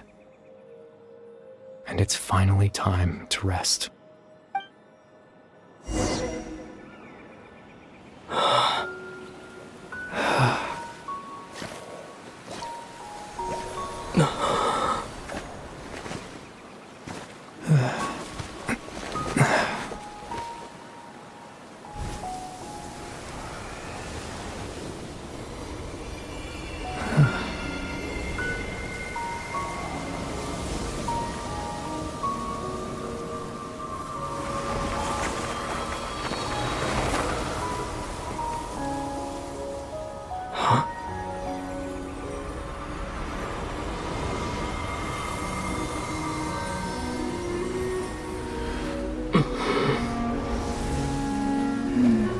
Looks like I was too late. to see Kari Bear one last time.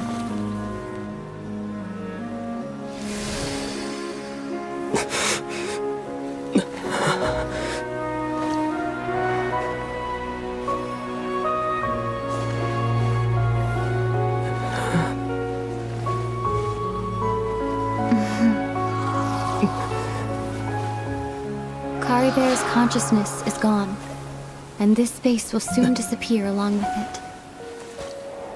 Neither of us belongs here. That's why we're not tangible.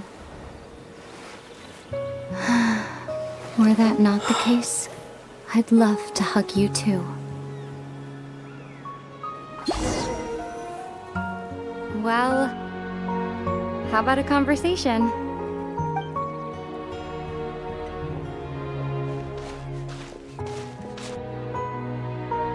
The chance to just stop and talk like this is certainly not easy to come by.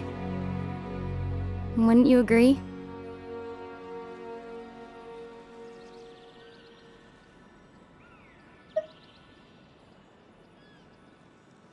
That battle earlier was tough. The one against Dane, I mean. I didn't expect that after everything, he would still hesitate to raise his sword against me. Were it not for that, perhaps I'd still be no match for the Twilight Sword. Even after 500 years.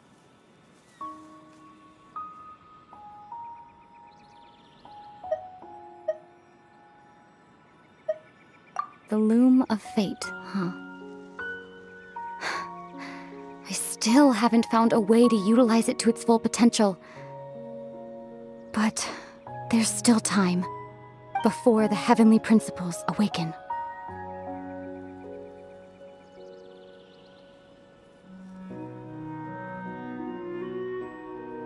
Yes, for 500 years now, ever since the cataclysm in Conria, there's been no sign of activity. Not long ago, you witnessed the Hydro Archon destroy her divine throne. Yes? Such a flagrant disregard for the rules, and still Celestia took no action. I suppose that's proof enough of the Heavenly Principles situation. However, the Heavenly Principles will awaken. We just don't know when that will be, or what might trigger it. You could say that. Just look at Kari Bear. He was so pure and single-minded. The space we now find ourselves is a perfect representation of who he was. Quiet and peaceful. Even as a hilly churl, seeing the terrible sight within the mirror wasn't enough to taint his spirit. He brought comfort to the people of this world, even though he was denied the very right to be a part of it. So ask yourself this. Who was it that deprived him of that right to exist? Of course, that's only one example. My feelings about the Heavenly Principles are too complicated to explain in just a few words.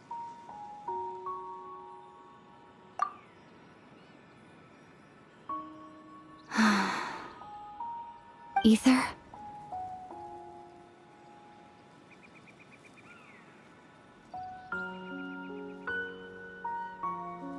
You're the only one in this world who calls me that. There's so much I wanted to ask you, but for some reason, I'm not interested in asking those questions right now. There's just one thing I have to ask. One thing I could never understand. Why? Why can't we continue our journey together?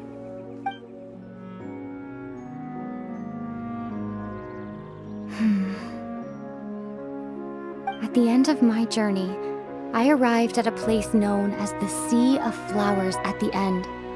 Do you remember? A long time ago, when we traveled between worlds together, you told me you wanted to find a place in the universe where that one flower was in full bloom. To have a place like that suddenly appear before me. Well, would you think of that as a coincidence? You mean... I miss you too, Ether. But as this war continues to rage, And as I continue to seek that final answer, I don't even know how to face myself sometimes, let alone my own brother.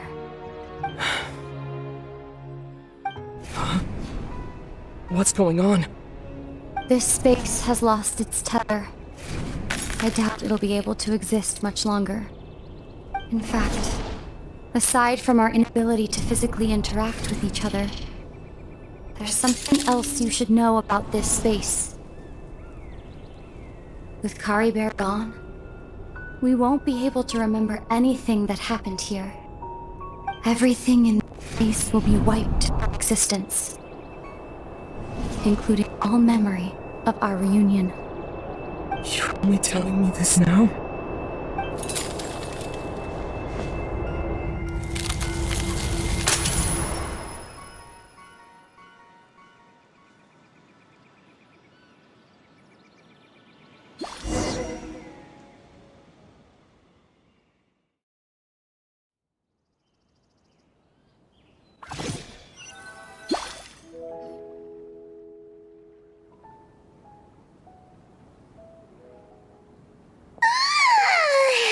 Still so sleepy.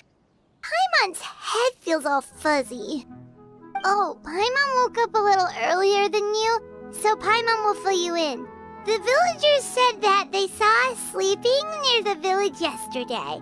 They couldn't wake us up no matter how hard they tried, so they decided to just bring us back here. Oh, and Dane came by just now. It looked like he was injured. He didn't say anything, though. Just made sure that you were alright and left. Kinda seemed like he had a lot on his mind, but that's Dane for ya.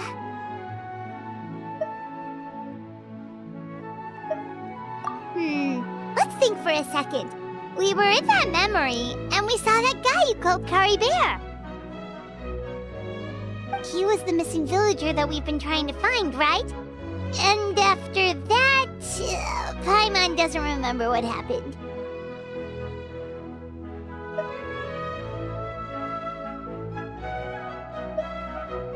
Wait, really? What a score!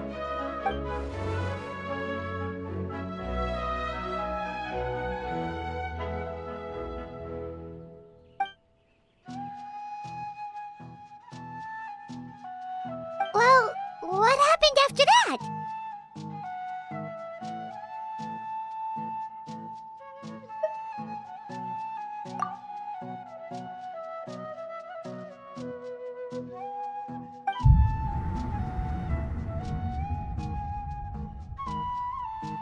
Ah, there you are.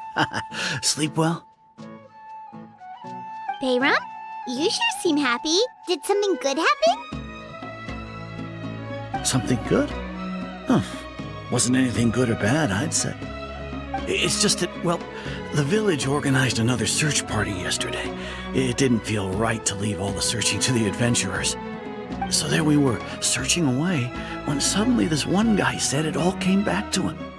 According to him, one day around dusk he was passing by this one tree outside the village, and he saw our missing villager. There he was, sleeping under that tree all by himself. His parents came a little later to wake him up, and they all left together. They looked like quite a happy family, apparently. And after that, well, we all started to feel like that really is what happened. Kind of strange that we forgot all about it for so long.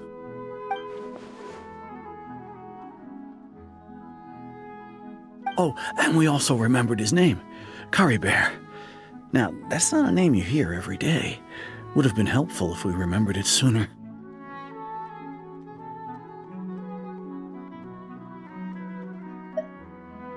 Well, I hope he's happy wherever he is, and we're all relieved now that we know what happened. Seems like everyone thinks Kari Bear left the village. That's probably for the best. At least they have some sort of explanation now.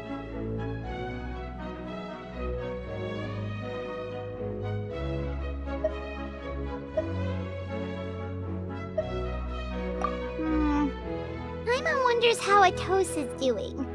Maybe we should go check on her. If she hasn't remembered like everyone else, we can tell her what happened. Paimon didn't see her in the village just now, so she's probably at the tree. Come on, let's go talk to her.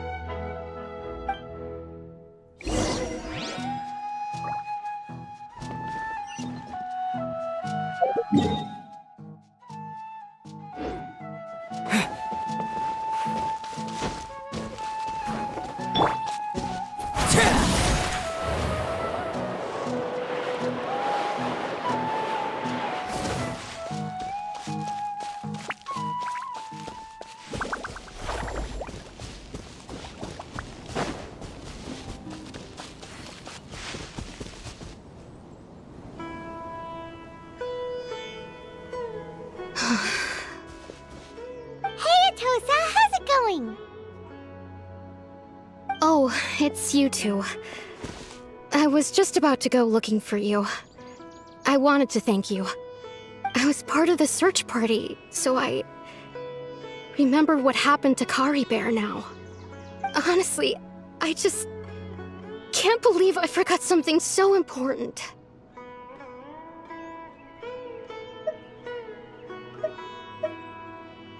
It's funny, but I have this feeling he told me the same thing. I just can't seem to remember when.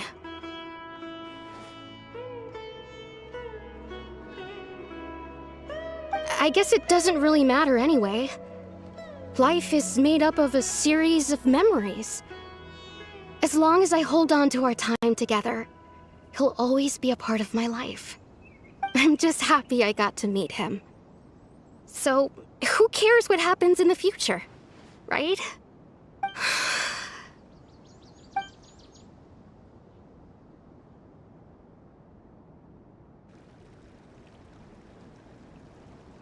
Okay, I'll admit, I'm just putting on a brave face.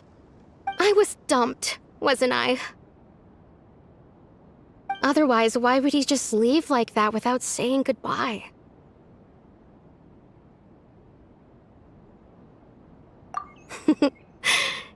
You don't need to comfort me.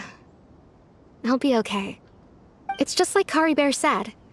It's the things we overcome that make life more precious. And you know, if he has a heart, maybe he'll come back and see me one day. Anyway, thanks for all your hard work, you two. I promised I'd help Granny Jahiet with something, so I should head back. Goodbye!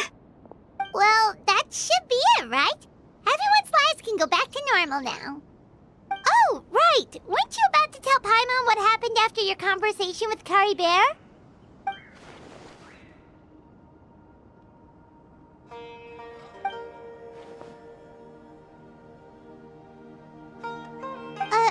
A picture? Where'd that come from? Let Paimon see!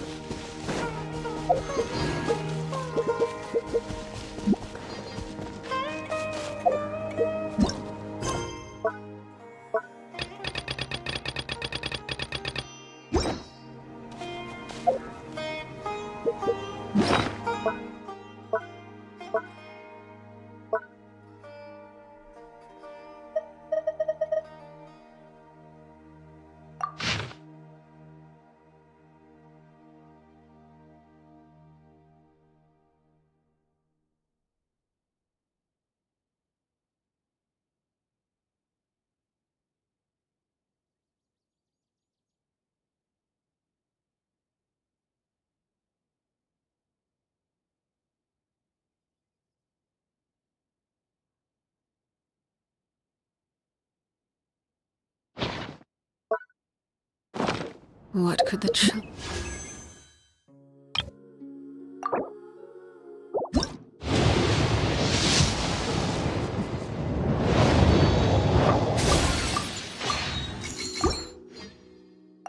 be up to? Never mind.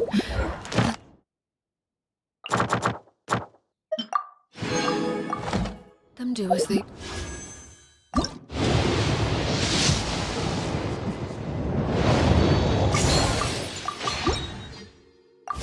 yours.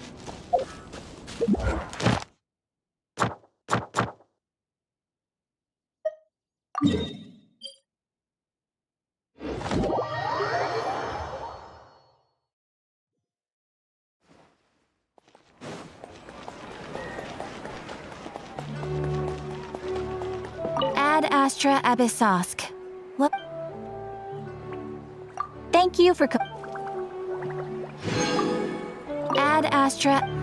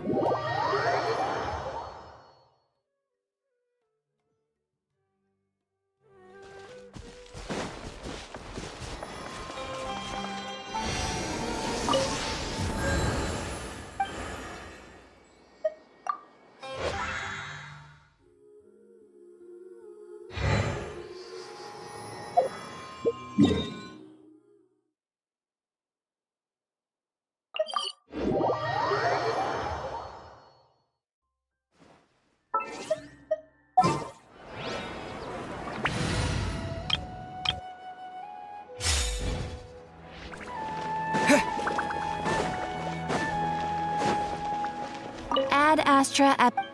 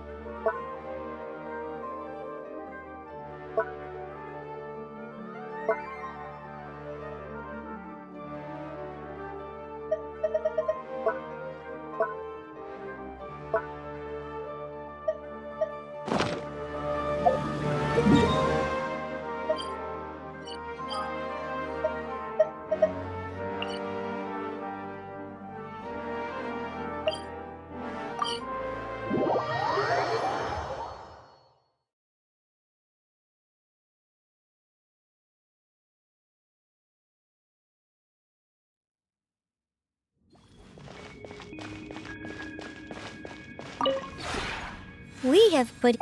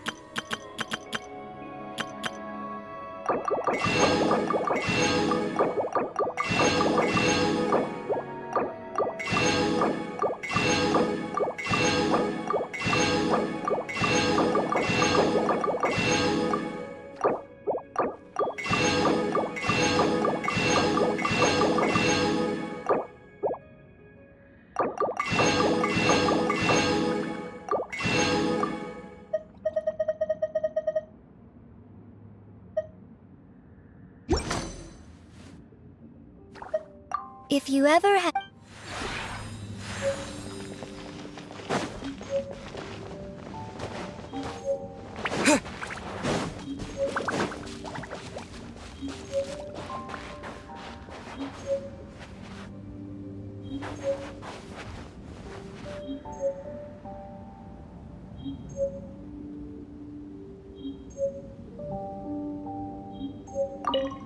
It's my turn to play the guest, I see.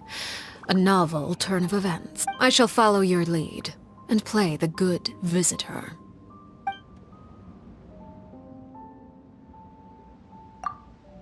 Thank you for inviting me to this realm. Is a transfer of ownership on the cards by any chance? No need to startle. This is a quiet and secure location, shielded from outside disturbances. Any object that could solve many problems is worth paying a fair price for. An unfortunate answer. This resembles a home more than it does a base. Let us keep it that way, then. Is something the matter?